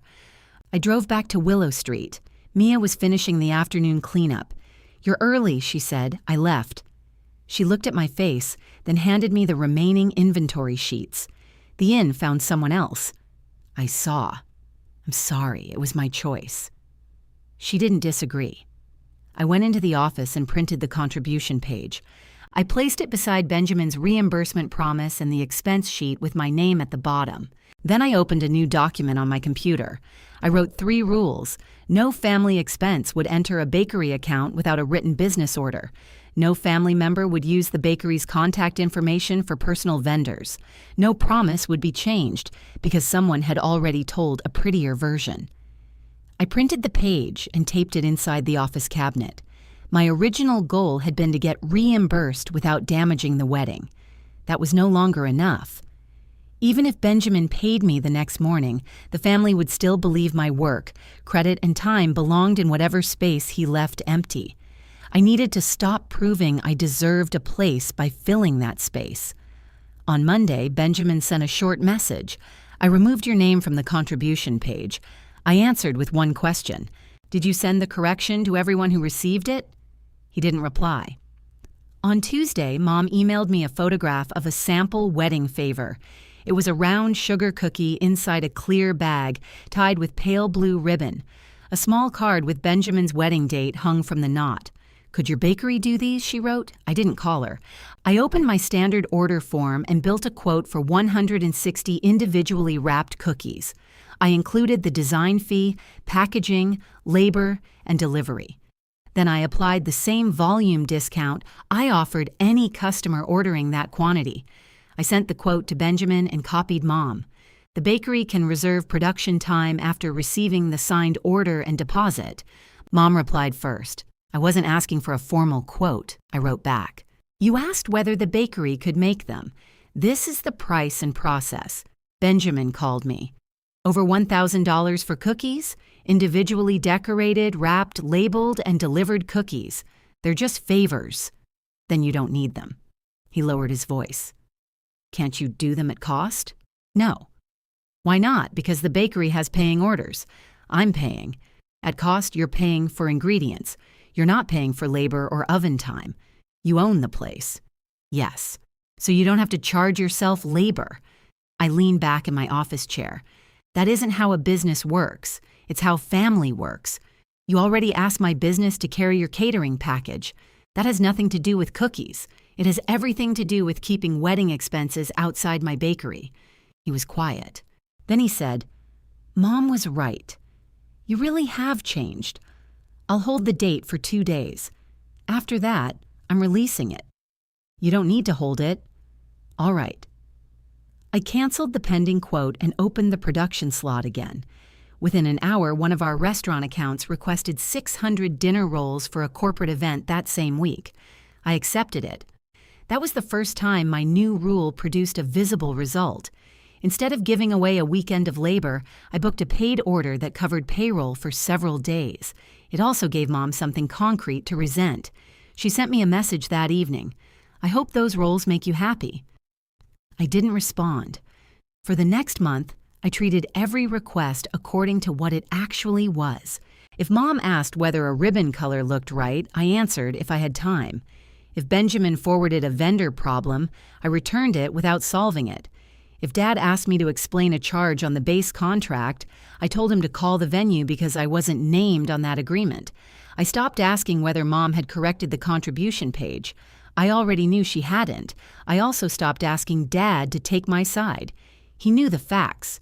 What he did with them belonged to him. The new strategy was simple. I would control my work, my account, and my name. I couldn't control the family's version of me. A Wednesday night in April tested that faster than I expected. I was packing morning orders when Dad called. "Are you still at the bakery?" "Yes. We could use another pair of hands." "For what?" "The welcome bags." I checked the clock. It was almost 8. "What happened?" "The supplier delivered everything today. Your mother wants them finished before the venue meeting tomorrow." "Why?" "She wants to take a sample. One sample requires 1 bag." Dad lowered his voice. "She invited people over to assemble all of them. How many people came?" 2 canceled. Benjamin got stuck at work. I closed a box of rye loaves. "How many bags?" 78. I remembered Mom's bread suggestion from dinner. Did she order the miniature loaves? No, she decided against them. I waited. Dad continued. "We have bottled water, local jam, maps, and those little bags of pretzels. The boxes for the jam have to be folded. That sounds manageable." "It is. It's just taking longer than expected." "I can't come tonight." There was a pause. "Your mother thought you might." "Did she ask me?" "No." "Then why did she think that?" Dad didn't answer. I carried the box to the delivery rack. "I have 4 orders leaving before 7 tomorrow." I understand. It was the first time he said that without adding a request. Put one of each item on the table, I said. Make one finished bag, then set up stations and do the same step on every bag before moving to the next. That makes sense. Count the jam before you start. Why? Because if you're short, you need to know before 77 bags have jam and one doesn't. Dad laughed quietly. Right, I have to go. Okay, good night. I ended the call and returned to work. My hands shook for a few minutes. Not because I thought they couldn't fold boxes. I knew they could. I was fighting the urge to drive over, organize the table, finish everything, and enjoy the relief on their faces. That relief had always felt like love. I stayed at the bakery. The next afternoon, Dad texted me a photograph. 78 welcome bags covered the dining table in neat rows. Finished at 11:40. Your station idea worked. I looked at the picture for a long time. Mom stood at the far edge of the frame, holding one of the bags. Benjamin had arrived at some point. He was beside her, pressing labels onto the last row. They had managed. I wrote, "They look good." Dad responded with a thumbs up. Nothing collapsed because I stayed at work. No one missed a deadline. The family completed a wedding task without using me as the backup. I saved the photograph. That Friday, Benjamin came into the bakery during the afternoon lull. He walked past the front display and stopped beneath the wheat and copper logo painted on the wall. "You've expanded," he said. "We added the second oven last year. I didn't know that. You've been here since then." "Not in the back." I waited. He looked through the kitchen window. "Mom showed me the picture Dad sent you. Of the welcome bags, she said you were proud of us for managing without you. I said they looked good." She heard something else. "That's between you and Mom." He moved closer to the counter. "I came to talk about the catering. Do you have the reimbursement?" "No. Then there isn't much to discuss. I'm trying to find a solution." "What solution?" He placed both hands on the counter. "I can pay $3,000 before the wedding, then $2,000 after we get back. The rest by December. That's not the agreement. It's a real plan. It uses the money you already told me you have, then guesses about the rest. I make a salary. You also have expenses. So do you, apparently." I looked at him. "What's that supposed to mean?" He glanced around the bakery. "Every conversation with you is about what things cost. You're asking me for money. I'm asking for flexibility. With money." He stepped back. "Fine. Yes, with money. I'm not agreeing to installments. Then what are you agreeing to?" "The original date." "You know, I can't do that." "Yes." His face tightened. "Do you want me to cancel the package?" "I want you to handle the promise you made." That isn't an answer either. I didn't fill the silence for him. After a few seconds, he said, "Mom thinks you're enjoying this." "Do you?" "I think you like having something everyone needs." I almost answered too quickly. Instead, I folded the order sheet on the counter and placed it beside the register. "You gave me that role," I said. "No, you agreed to it. I agreed to sponsor the package until you reimbursed me before the wedding. Same difference." "It isn't." He shook his head. "You always do this." "Do what?" "You act helpful, then make people feel guilty for accepting." I stared at him. The strange thing was that part of it was true. I had offered help for years without stating limits.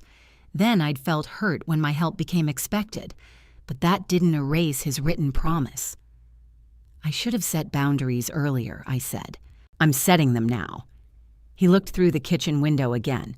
"Mom says this place is all you care about. Mom says that because it's the one part of my life she doesn't control." He gave a short laugh. "You really believe that?" "Yes." Benjamin picked up his keys. "I came here to make a reasonable offer. You came here to replace a firm promise with a smaller one." "I'm trying." "Then keep trying." He walked to the door, then turned back. "If you make this package a problem at the wedding, everyone will know why."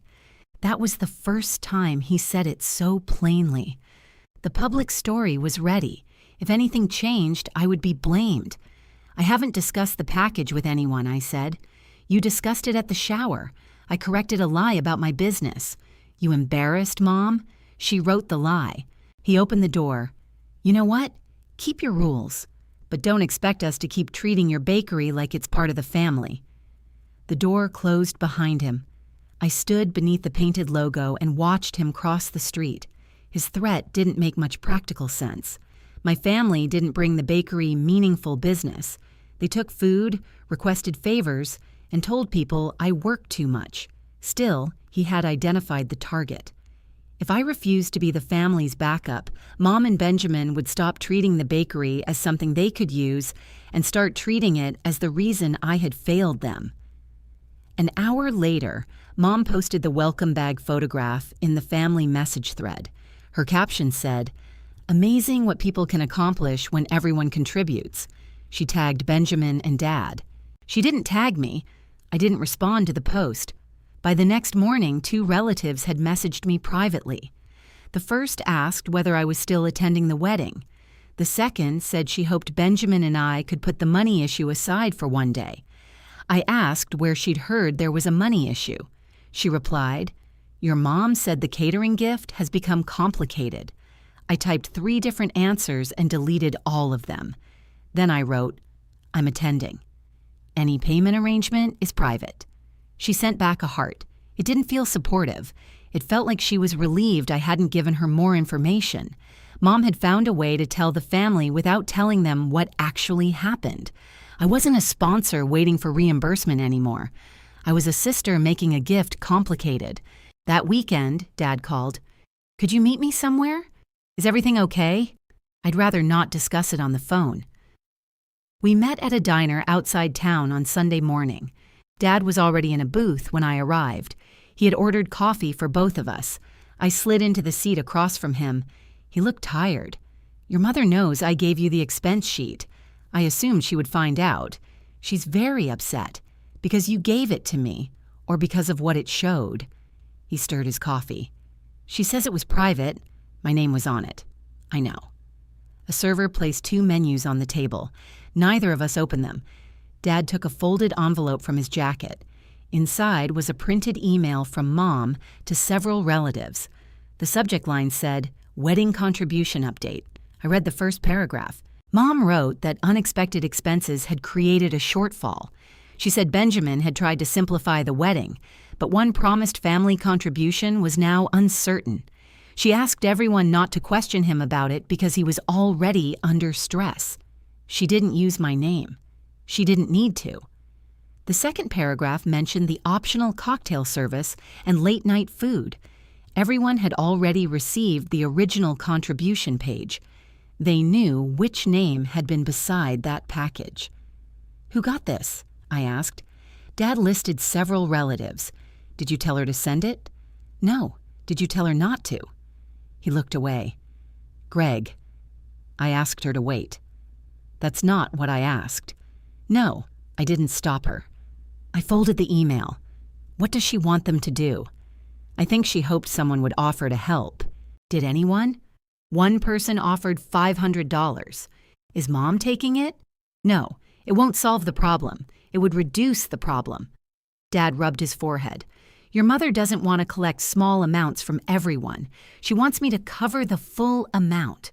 She wants the wedding settled. I pushed the envelope back across the table. It was settled. Benjamin agreed to reimburse me. I know. He spent the money, I know. And now Mom is telling people I broke a promise. Dad didn't speak. The server returned. We both ordered toast because neither of us wanted breakfast. After she left, Dad said, I need the expense sheet back. Why? It belongs to Benjamin. He gave it to you. He didn't expect me to give it to you. That's his problem. Lauren, please. I looked at him. Did Mom ask you to get it? Yes. Did she ask for the email too? What email? Benjamin's reimbursement promise. No, because that one supports me. Dad's face tightened. This isn't a trial. I didn't make it one. You're keeping a file on your own family. I'm keeping records about an account in my name. Your mother thinks you plan to use those papers against Benjamin. She thinks that, because the papers show what he did. Dad leaned back as the toast arrived. We waited until the server walked away. Then he said, I shouldn't have brought you the sheet. Because it wasn't true? No. Because it helped me understand what was happening. He stared at his plate. I was angry with him. I acted without thinking. You thought enough to drive to my bakery. I don't want to be in the middle. You were already in the middle when Mom told people it was my gift. He spread butter across one piece of toast, though he didn't eat it. I'm asking you to give the page back. No. His hand stopped. It's a copy, I said. Returning it changes nothing. It would show good faith. To whom? Your mother. She sent a misleading email about me. She was trying to find a solution. She was creating pressure. Dad put down the knife. Maybe she was. But you know what she's like when she thinks the family is being judged? Yes. She gives the judgment to me. That's not fair. It's exactly what she did. He looked toward the window. For several minutes we sat without talking. Then he said, Your mother doesn't want tension at the rehearsal dinner. I don't either. She thinks it might be better if you skip it. The words landed more cleanly than I expected. The rehearsal dinner was for immediate family and the wedding party. I wasn't part of the wedding party, but I was Benjamin's sister. Until that moment, no one had suggested I wouldn't attend. Does Benjamin agree? I asked. He doesn't want an argument. Did I threaten one? No. Did I argue at the shower? You left. After Mom lied about me in front of everyone. Dad pushed his plate away. I'm not saying this is right. You're delivering the message. Yes. Then say it clearly. He looked at me. Your mother would prefer that you not attend the rehearsal dinner. And you? He took a long breath. I think one calm night might help. There was the real loss. Dad had seen the proof. He had told Benjamin to meet the promise. He had brought me the expense sheet because he knew something was wrong. Then pressure arrived, and he returned to his usual job. He wanted the room quiet, even if I had to disappear from it. I placed enough cash on the table to cover my coffee and toast. You can keep the envelope, I said. I have a copy. He looked up. Lauren, I won't attend the rehearsal dinner. I'm sorry. I stood. Are you? Yes. Then do something different. He didn't answer. Outside, the air smelled like rain. I sat in my car for almost 15 minutes before starting it. Mom texted while I was still in the parking lot. Dad says you agreed to skip the dinner. Thank you for putting Benjamin first. I read the message, locked my phone, and drove away. At the bakery, I went straight to the office. The sponsorship folder filled most of the bottom drawer now. I took out every page and spread them across my desk. Benjamin's original promise. His message to Victoria saying I would carry the package through the honeymoon, Victoria's account confirmations, the family contribution page, the expense sheet, Mom's email. None of those pages changed the service release rule. They only changed what enforcing it would cost me. I could withdraw from the sponsorship before the wedding. That would force the issue into the open early. Benjamin could look for another sponsor, cut the package, or ask relatives to contribute. It would also let Mom say I had canceled part of his reception weeks before the wedding. If I stayed, the package remained reserved. Benjamin still had time to reimburse me. He could also pay Victoria directly. Mom and Dad could choose to help if they found the money. The decision would remain theirs until the deadline. I called Victoria on Monday morning. I have a general question about withdrawing as sponsor, I said. All right, I'm not doing it today. I want to understand what would happen. She answered carefully. We would notify the couple that the sponsor was no longer attached. They could submit a replacement addendum or arrange direct payment.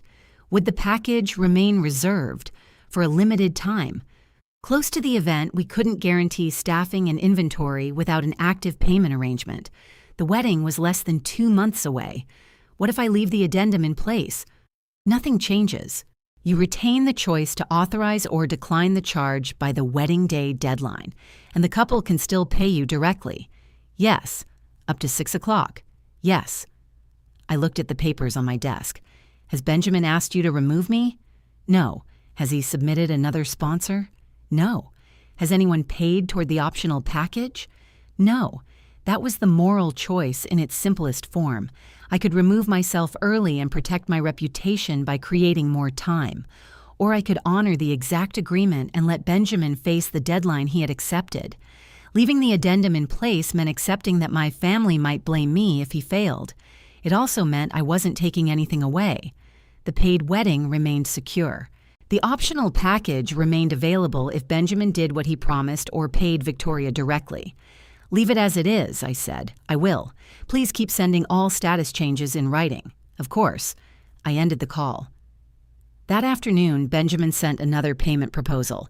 He offered $2,000 before the wedding and monthly payments afterward. I answered with one sentence. "The original agreement remains unchanged." He called twice. I didn't pick up. Mom sent a message saying she hoped I understood what I was choosing.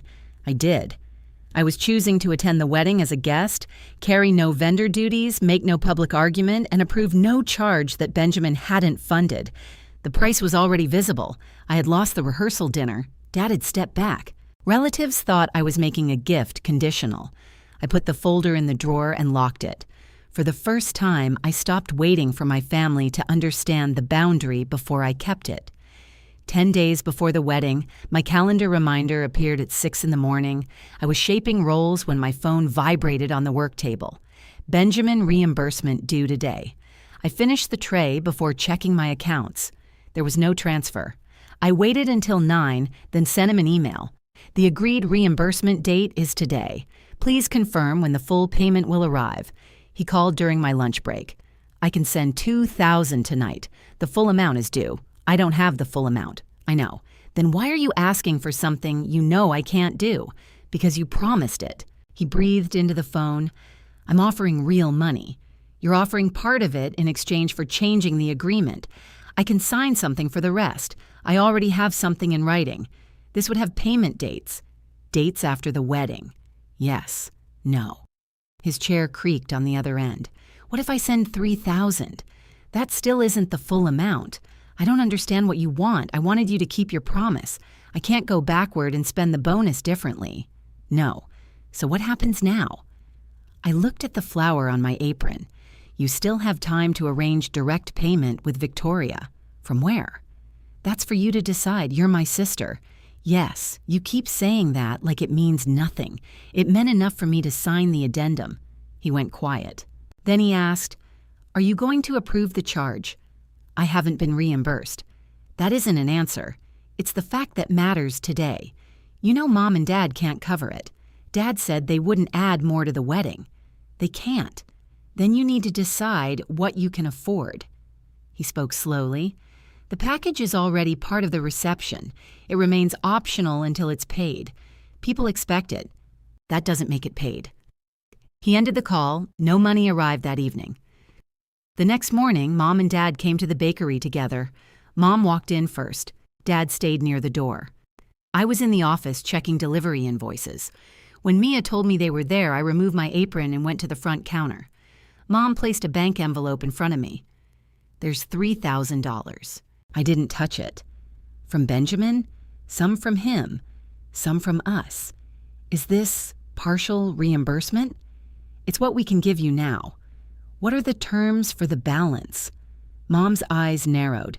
"The terms are that you accept this and stop threatening the wedding." "I haven't threatened the wedding."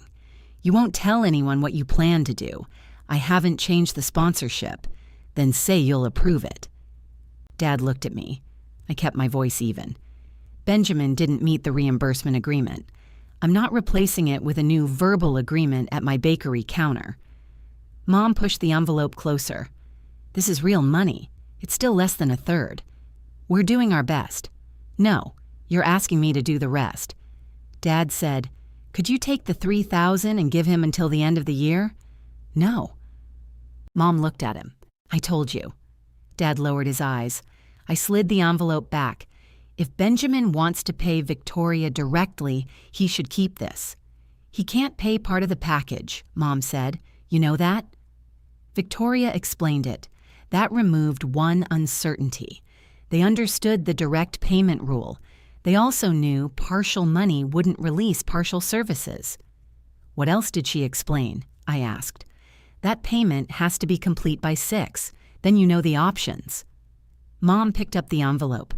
"I know you have the power to prevent a humiliating situation." No. I have the power to approve a charge to my account. Same thing. It isn't. Not to the guests. The guests aren't part of my financial agreement with Benjamin. She turned toward Dad. Say something. He looked at me. If the money isn't there, could you approve it just for the day and settle everything later? That's what Benjamin has been asking for. I know, and my answer hasn't changed. Dad's face looked older than it had at the diner. Your mother may not get past this. The sentence sat between us. He wasn't threatening to stop loving me. He was warning me that keeping one written boundary might permanently change whether Mom considered me family. I looked at her. She didn't deny it. I'm sorry to hear that, I said. Mom picked up her purse. No, you aren't. They left together.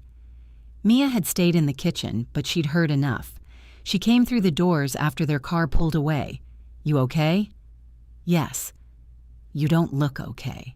I'm still okay. She nodded toward the office. The delivery invoices can wait. No, they can't. I went back to work.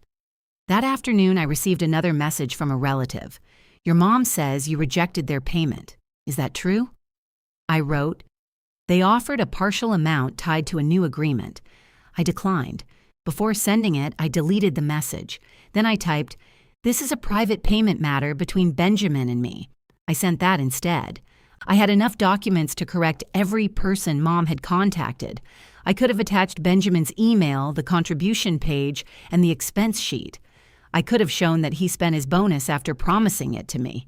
It would have protected my reputation before the wedding. It also would have turned his wedding week into a public argument over his finances. That was the easier, cruel option. For about 10 minutes, I wanted it. I put the phone down. The papers would remain private unless I needed them to explain my own decision. I wasn't going to punish him by inviting the entire family into his bank balance.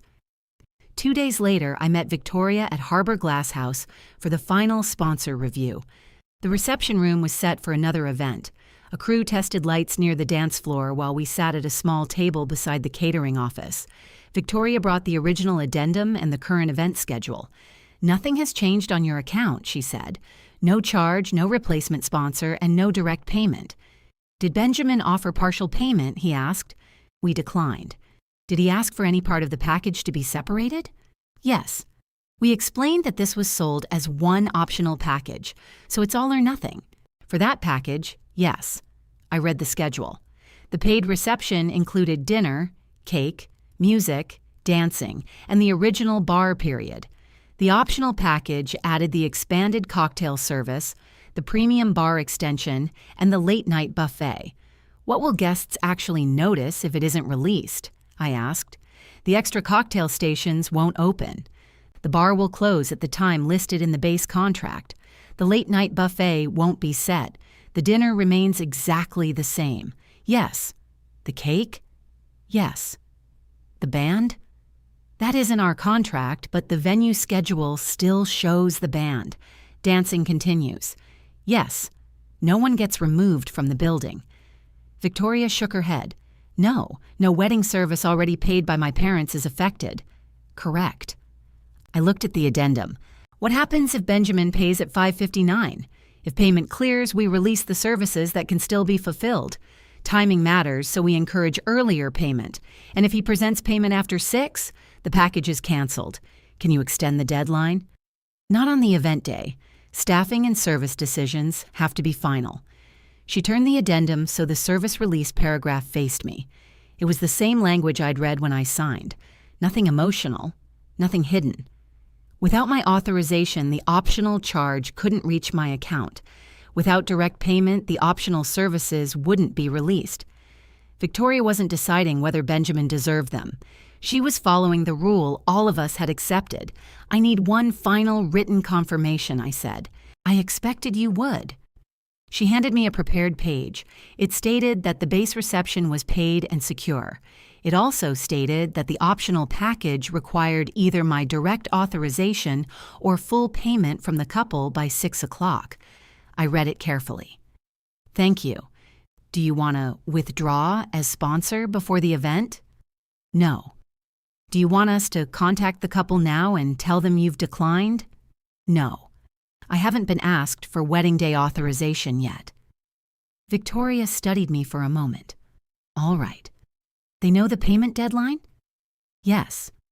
We sent the final notice yesterday. They know they can pay directly? Yes. Then they have the same information I have.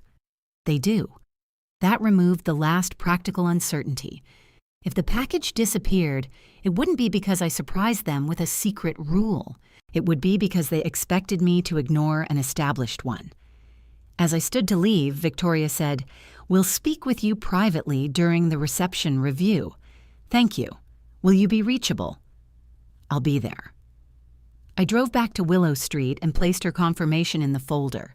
The wedding was 4 days away. On the evening of the rehearsal dinner, I worked until 7. I had 3 large wholesale orders scheduled for the wedding weekend, including bread and plated pastries for separate catering accounts. Mia had arranged the invoices by delivery route, and neither of us had time to discuss my family. At 7:15, Dad sent me a photograph. He and Mom were standing beside Benjamin at Harbor Glass House. All 3 were dressed for dinner. Mom had one hand on Benjamin's arm.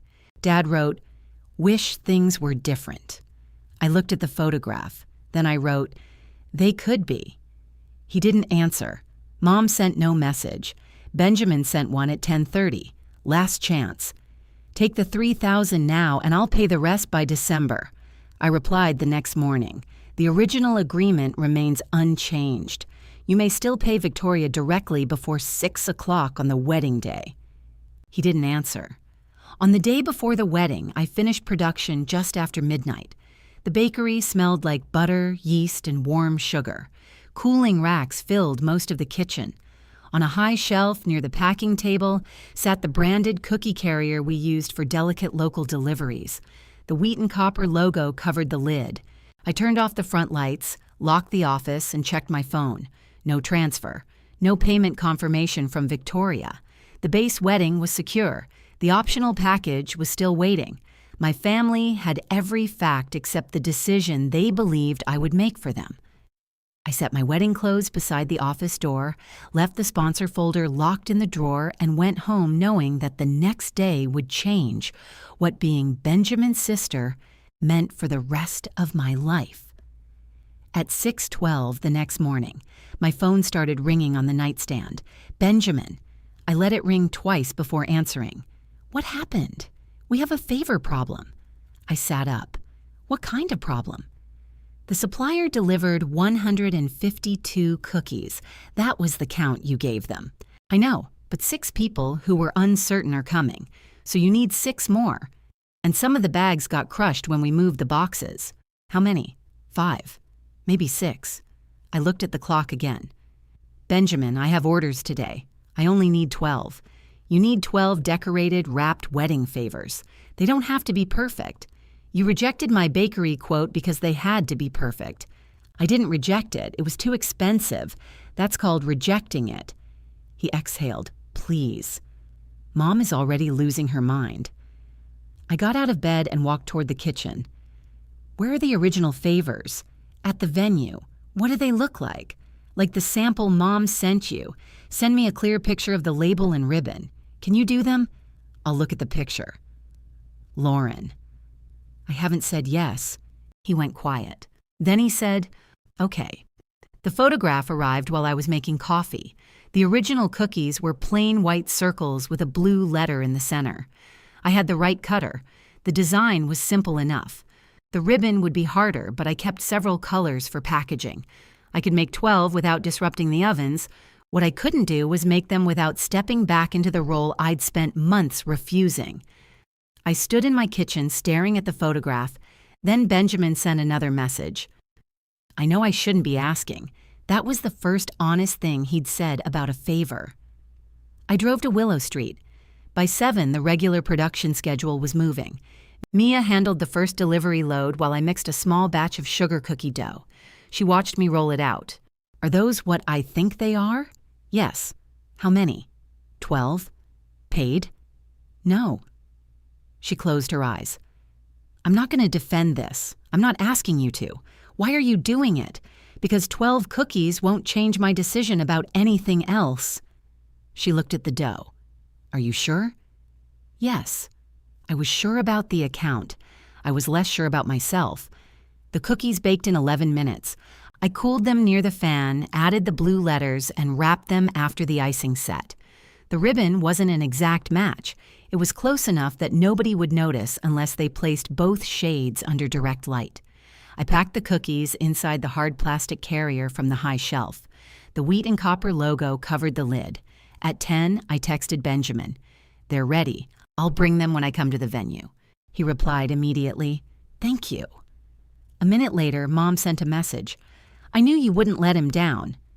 I didn't answer. That sentence was exactly why the cookies had been a bad idea. I finished the wholesale packing, checked the afternoon delivery sheets, and changed into my wedding clothes in the office. My dress was dark green and simple. I put my hair up, cleaned flour from beneath one thumbnail, and carried the cookie container to my car. Harbor Glass House was crowded when I arrived. A venue employee directed me through the side entrance because I was carrying food. I gave Benjamin's name and showed the favor labels.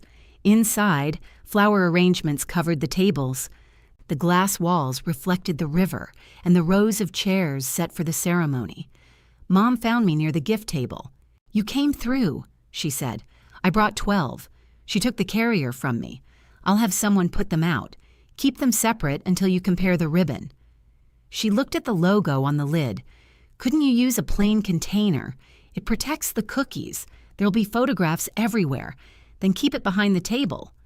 She handed the carrier back. You do it. I need to check on Benjamin. She walked away.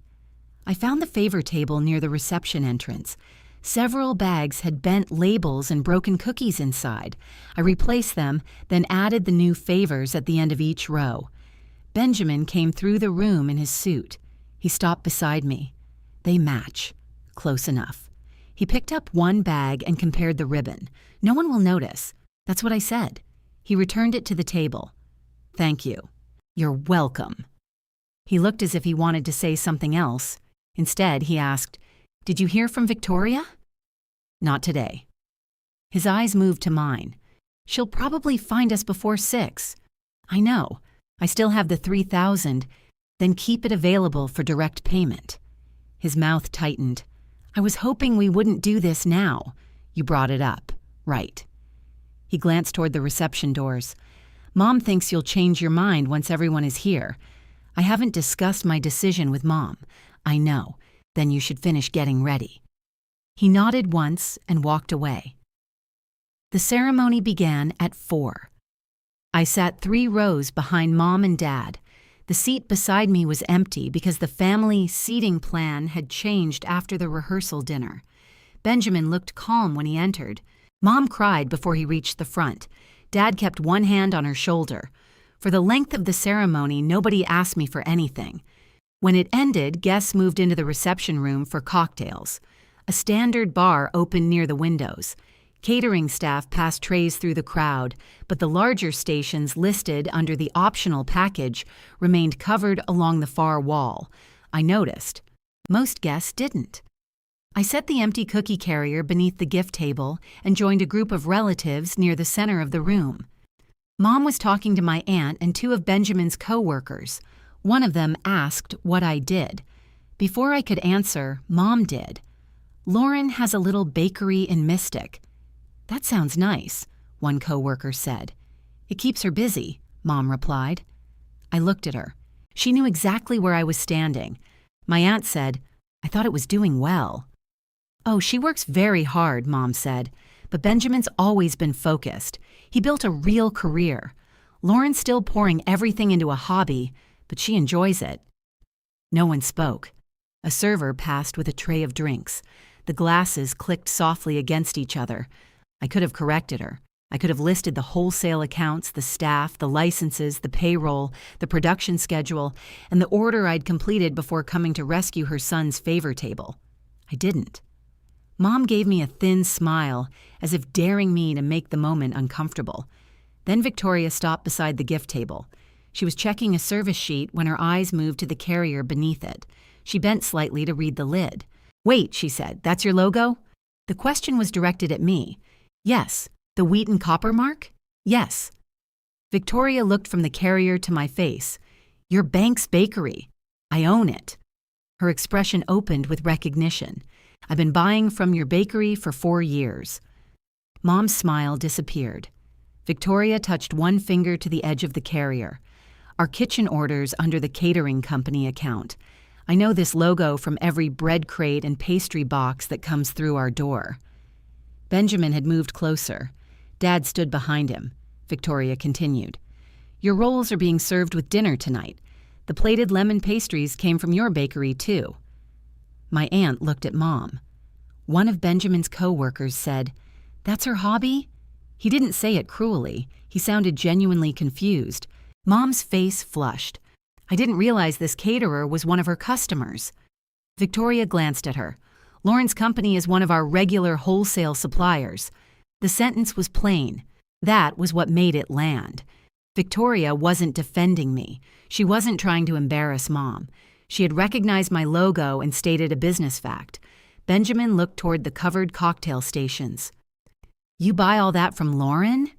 Bread and selected pastry items, Victoria said. Our kitchen handles the rest. Dad looked at me. You never mentioned that.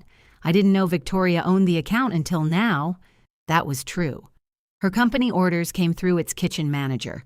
I knew the account name, but I had never connected it to her. Victoria smiled at me. Well, now we've finally met properly. Then she checked the time on her phone. Her expression returned to business. Lauren, while I have you, I need your service release decision. Mom stepped closer. Right now? The deadline is approaching, Victoria said. Benjamin looked around at the relatives standing nearby. Can we do this in the office? We can, Victoria said. Mom spoke before anyone moved. Lauren will release it. We've already discussed everything. No, I said. You discussed it with me. I didn't agree. Her eyes fixed on mine. Not here. Victoria waited. She didn't interrupt or explain. Dad lowered his voice. Lauren, can we take a minute? You have until 6 to pay Victoria directly. Benjamin checked his phone. It was 5:43. He looked at Mom. She opened her purse. We have the $3,000, Victoria said. Any direct payment must cover the full package. We'll use cards for the rest, Mom replied. We moved to the catering office. The door remained open because staff kept entering for service sheets. My aunt and several relatives stayed near the hallway. They couldn't hear every word, but they could see us. Victoria entered the package total into the payment system. Mom gave her the money from the envelope, then handed over a card. The card approved part of the remaining balance, then reached its limit. Dad tried his card. It was declined. He called the number on the back while Benjamin checked 2 banking apps on his phone. I can move about $1,200, Benjamin said. We need more than that, Mom replied. I know. Dad spoke to the card company, verified his information, and asked for a temporary increase. He listened for nearly a minute. Then he ended the call. They can't approve it today. Mom looked at me. You can see we're trying. Yes. Then authorize the difference. That would still charge my account. We'll repay you. When? She didn't answer. Benjamin rubbed both hands over his face. Victoria checked the time. 5:56. Benjamin handed her his card. Try it. She did. The payment system rejected the full remaining amount. Can you run $1,200? He asked. I can accept combined direct payment, but the total must be complete before release. How much would still be missing? Victoria told him. No one had another card. At 5:59, she turned to me. Lauren, do you authorize the optional charge to your sponsor account? Mom held her breath. Dad looked at the floor. Benjamin stared directly at me. I didn't raise my voice. Has the full direct payment been received? No, Victoria said. Then no. I do not authorize the charge. Mom whispered my name. Victoria checked the clock. It changed to 6. She closed the event file. The optional package will not be released. Benjamin's face went still. Victoria returned the unprocessed envelope and cards. The paid reception continues as scheduled. Dinner service begins at 6:30. Then she walked back into the reception room to do her job. Through the open office door, I could hear the band finishing its sound check. Servers carried baskets of my bakery's rolls toward the tables. The wedding continued. The part they had expected me to fund did not. At 6:30, everyone sat down for dinner. The tables looked full. The band played quietly near the dance floor. Servers brought out salad, then baskets of rolls. I watched Mom take one without looking at me. My aunt sat on my left. She tore her roll in half and glanced toward the catering station. "This is from your bakery." "Yes, it's very good. Thank you." She buttered one half. "I didn't know the situation with the package." "I know. Your mother made it sound different." "I know that too. She didn't ask for details." I was grateful. Across the room, Mom moved between tables, smiling too quickly. When guests asked why the cocktail stations had stayed closed, she said there had been a vendor issue. That explanation lasted until Dad corrected it. I heard him at the next table when one of our relatives asked whether the caterer had made a mistake. "No," Dad said. "The optional package wasn't paid." Mom turned toward him. "Greg." He looked at her. "It wasn't a vendor mistake." The relative nodded and changed the subject. Mom didn't speak to Dad for the rest of dinner. That was the first time he protected the truth, while it was still inconvenient. It didn't repair what happened at the diner. It did matter. The main meal continued without any problem. Plates arrived hot. The speeches happened. Benjamin's wife laughed during his toast and cried during Dad's.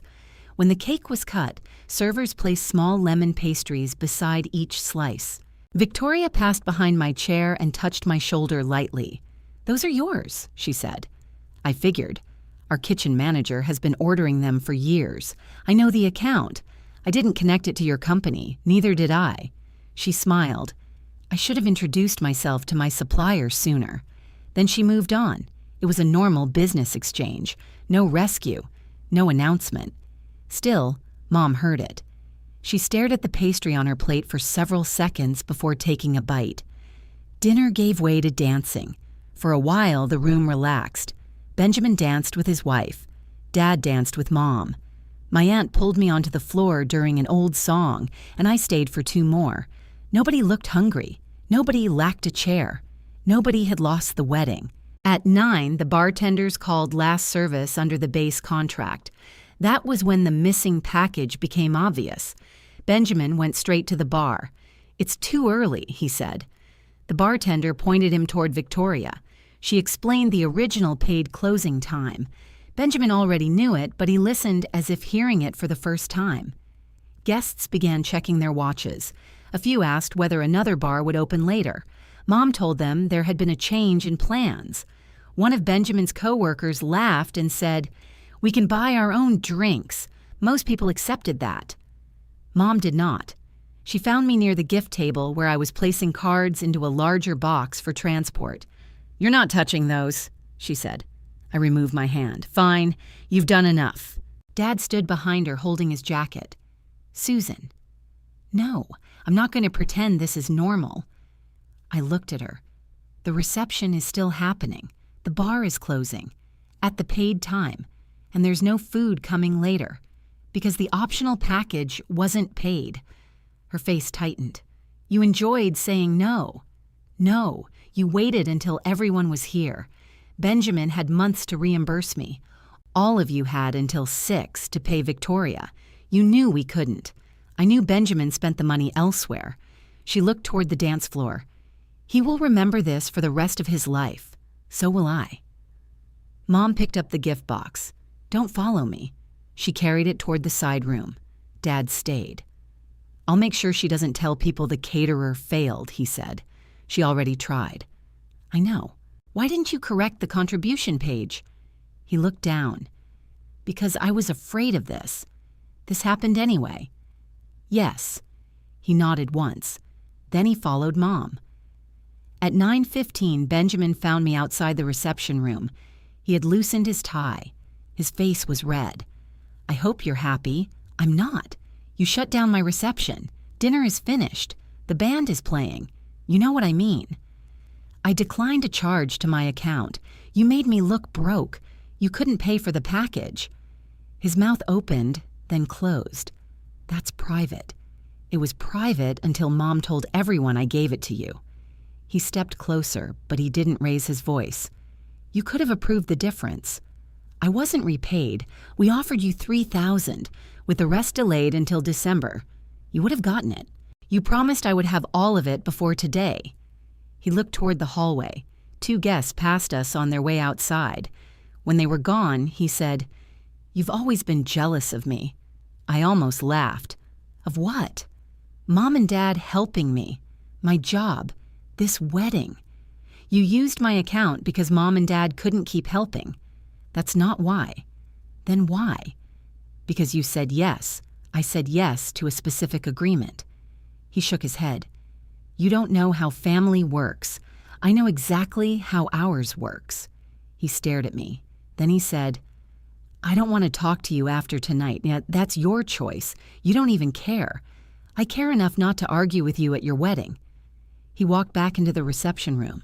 I stayed in the hallway until the next song began. At 10, guests started asking about the late-night buffet. There was no announcement because there was nothing to announce. The doors along the catering wall remained closed. Benjamin and 2 friends stood near the windows making phone calls. They found a waterfront pub that could take a group after the reception. There was no hosted package. Everyone would buy their own drinks and food. Mom asked Dad to organize transportation. He told her, Benjamin can handle it. She stared at him. He's the groom. He manages a hotel. He can arrange cars. Benjamin heard them. For a second, I thought he would turn toward me. He didn't. He opened a ride service app and started asking guests who planned to join the after party. One of his co-workers made a list. Another called the hotel to see which guests had vehicles. They handled it. By 10:30, half the room had a plan. Some guests went to the pub, others returned to their hotels. Several stayed and danced until the band finished. No one starved. No one demanded a refund. The family simply had to explain an expectation they had created and solve the next step without using me. I left just before 11. The empty cookie carrier was still beneath the gift table. I picked it up and walked toward the side exit. Victoria met me near the catering office. For your records, she said, handing me a single page. It confirmed that the optional package had not been released or charged. Thank you. The account is closed with no balance due from you. I folded the page and placed it inside the carrier. Was everything else all right? The paid service went as planned. Good. She glanced toward the reception room. For what it's worth, I'm glad we finally connected your name to the bakery. So am I. Our kitchen manager will keep placing the regular orders. I'll copy you on the next account review. That works. She shook my hand. Then I carried the wheat and copper logo through the side door and went home. Mom didn't contact me after the wedding. Neither did Benjamin. Dad sent one message the next morning. Everyone got back safely. I answered, good. That was all. For the next 2 weeks, the family message thread stayed quiet. When relatives posted wedding photographs, Mom responded with hearts. Benjamin thanked people for coming. No one mentioned the missing extras. At the bakery, the weekend orders continued. Victoria's company placed its usual order the following Thursday. There was no special note, just quantities and a delivery time. I was grateful for that, too. 3 weeks after the wedding, Dad came into the bakery alone. He waited until the last customer left. I owe you an apology, he said. I stood behind the counter. For which part? He nodded as if he'd expected that. For knowing the agreement and still asking you to break it. For letting your mother tell people it was a gift. For asking you to skip the rehearsal dinner. I didn't answer. He looked through the kitchen window. I've been thinking about all the things we ask you to handle. That's a long list. Yes. He rubbed one hand over the other. We treated your competence like a family utility. If something went wrong, we switched you on. The wording was awkward. The truth wasn't. You did. I told myself you liked being needed. I did for a long time. That doesn't make what we did right. No. He looked toward the logo on the wall. I should have understood this was a real business years ago. You had enough information. I know. That answer mattered more than if he'd claimed ignorance. He wasn't asking me to explain the bakery again. He was admitting he had chosen not to see it. "Did Mom send you?" I asked. "No." "Does she know you're here?" "Yes." "She's angry." "Of course." Dad took an envelope from his jacket. "I'm not giving you money." "Good. It's a copy of the corrected contribution page." He placed it on the counter. My name had been removed from the package. A note at the bottom said the optional services had not been purchased. "Who received this?" I asked. "The same relatives who received the first one. Did Mom send it?" "I did." "Did she agree?" "No. That was action. Small, late, and likely expensive inside his marriage, but it was action." I folded the page. "Thank you." Dad nodded. "Can we have dinner sometime?" "Not yet." His face fell, but he didn't argue. "All right. I need to see whether this lasts after Mom stops being angry." "That's fair." He walked to the door, then turned. "Benjamin blames you." "I know. He says he's done with the family. Is he?" "No." "He came over twice last week because your mother keeps calling him." That sounded like Benjamin. His version of being done still included dinner. Dad gave me a tired smile. "I'll give you space." After he left, I added the corrected page to the folder.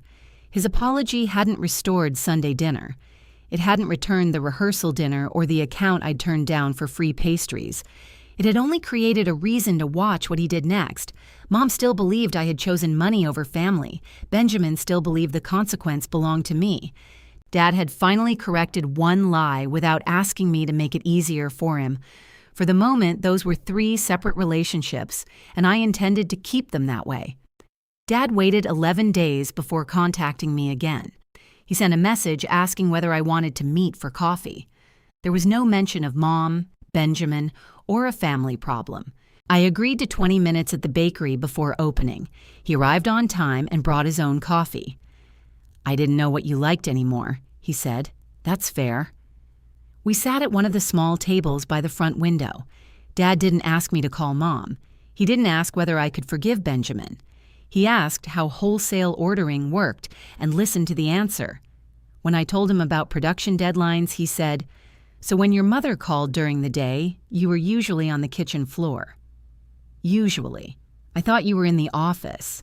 I don't have enough office work to spend 12 hours in there." He looked through the window at the racks.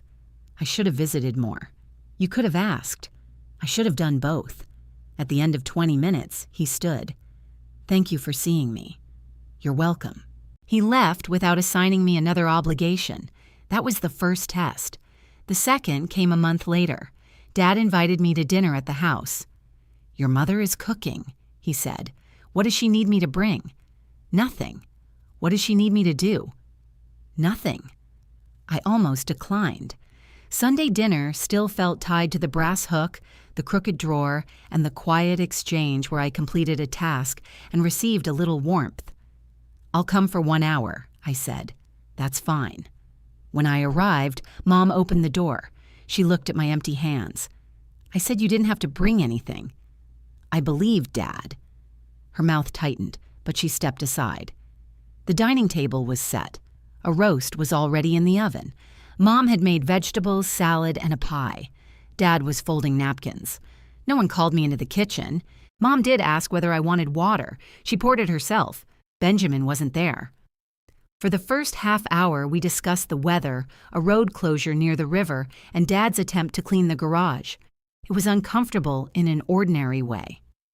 After dinner, I picked up my plate. Mom said, "Leave it. I can carry 1 plate. I invited you to dinner. I can clean up." I put it back down. She stacked the dishes and carried them into the kitchen. Dad started to follow. Mom stopped him. "Give us a minute." Dad looked at me. I nodded. He went into the living room. Mom remained beside the table. "I don't agree with how you handled the wedding," she said. "That isn't an apology. I'm getting there." I waited. She smoothed one hand across the tablecloth. "I shouldn't have told people the package was your gift." "No, and I shouldn't have described your work the way I did." "At the wedding?" "Yes." "What should you have said?" Her eyes lifted to mine. "That you own a commercial bakery and supply other businesses. It sounded rehearsed.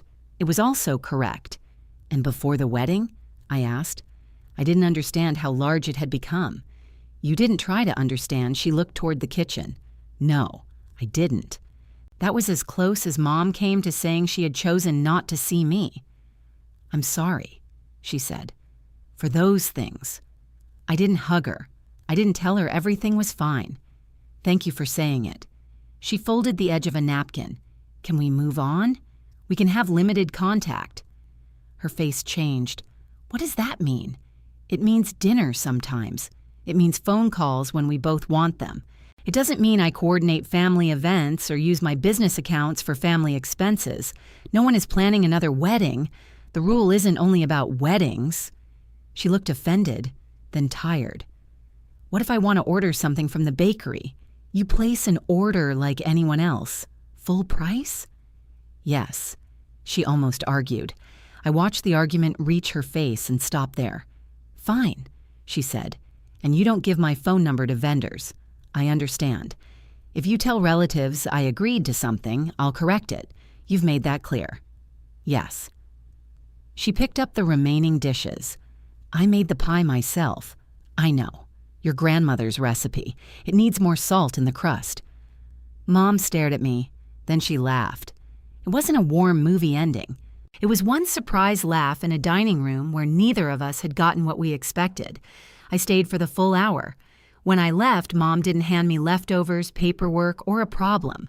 A few weeks later, she tested the bakery rule. She called and asked for rolls for Dad's birthday dinner. How many? I asked. 2 dozen. What date? She told me.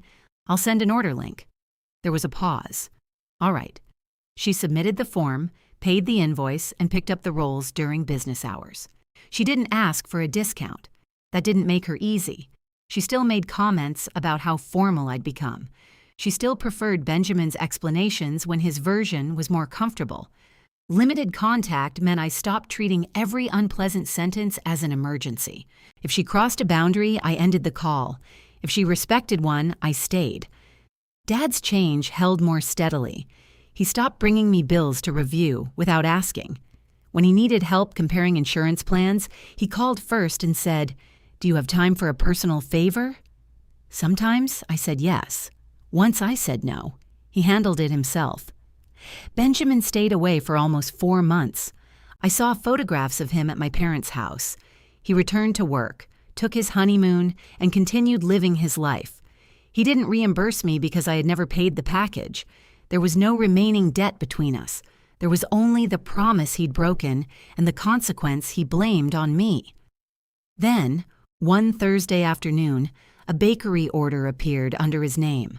It was for 4 dozen breakfast pastries and 3 dozen sandwich rolls. The customer note said they were for a staff meeting at his hotel. He selected pickup instead of delivery. I reviewed the order and sent the standard invoice. He paid the full amount within 10 minutes. The next day, he called the bakery. Mia answered, then looked toward me. "It's your brother. He has an order question. Transfer him." My office phone rang. "Hi," I said. "Hi." Neither of us filled the silence. Then he asked, "Can I move the pickup from 7:30 to 7? We open at 7. I know. I have to be at the hotel by 8. The order will be ready. Thanks." He paused. "I didn't ask Mom to place it. I can see your name on the account. I wanted you to know. I know." He cleared his throat. "The hotel usually orders from someone else. I told them I wanted to try your bakery. You don't have to give me business to apologize. I'm not ready to apologize. That's honest. I still think you could have handled the wedding differently, and I think you could have kept your promise." I know. It was the first time he said that without an argument attached. He continued, "I'm trying to handle this order correctly." "You have. Is that enough for now?" "For an order, yes. For us? No." He was quiet. Okay. He didn't ask what would be enough. That question would have placed the work back on me. Instead, he said, "I'll be there at 7. The order wasn't reconciliation. It was one observable action. Then there was another. A month later, he placed a smaller order for a hotel breakfast. He paid again, picked it up himself, and returned the reusable trays on time. During the 3rd pickup, he apologized. Not for losing the package, not for being embarrassed, for promising you money I'd already decided to spend somewhere else, he said, and for assuming you'd cover it because you always had before. That's what happened. I know. I don't trust you with money. I understand. If we rebuild anything, there won't be shared accounts or family payment arrangements. Okay, and I won't manage your problems. He nodded. I'm working on that part. I believed he was working on it. I didn't yet believe he had changed. Trust didn't return because he found the right sentence. It returned in small amounts when his actions stopped sending the bill to me. The bakery remained separate from the family. No wedding expense ever touched its account. No relative became an emergency vendor contact. The sponsorship folder stayed archived in my office, complete and locked. I used to think belonging meant being the person everyone called when something went wrong. What I wanted was simpler. I wanted a place where I could arrive without carrying the food, the answer, or the cost. If this story stayed with you, subscribe and tell me which city you're watching from. On a cold Tuesday morning, I reached the bakery before sunrise. The ovens warmed while I checked the first delivery sheets. Mia stacked boxes near the loading door. At 6:58, headlights stopped outside the front window. Benjamin got out of his car. He came inside at 7 carrying the printed receipt for a hotel order. He checked every box against the invoice without asking me to do it for him. 4 dozen pastries, he said. 3 dozen rolls. That's everything. He lifted the first box. I'll bring the trays back Thursday. I know. He carried the order to his car in 2 trips. The final box had my wheat and copper sticker across the lid. At the door, he looked back. Thanks, Lauren. You paid for good work. He nodded. Then Benjamin left my bakery with his fully paid order while I turned the wheat and copper sign from closed to open.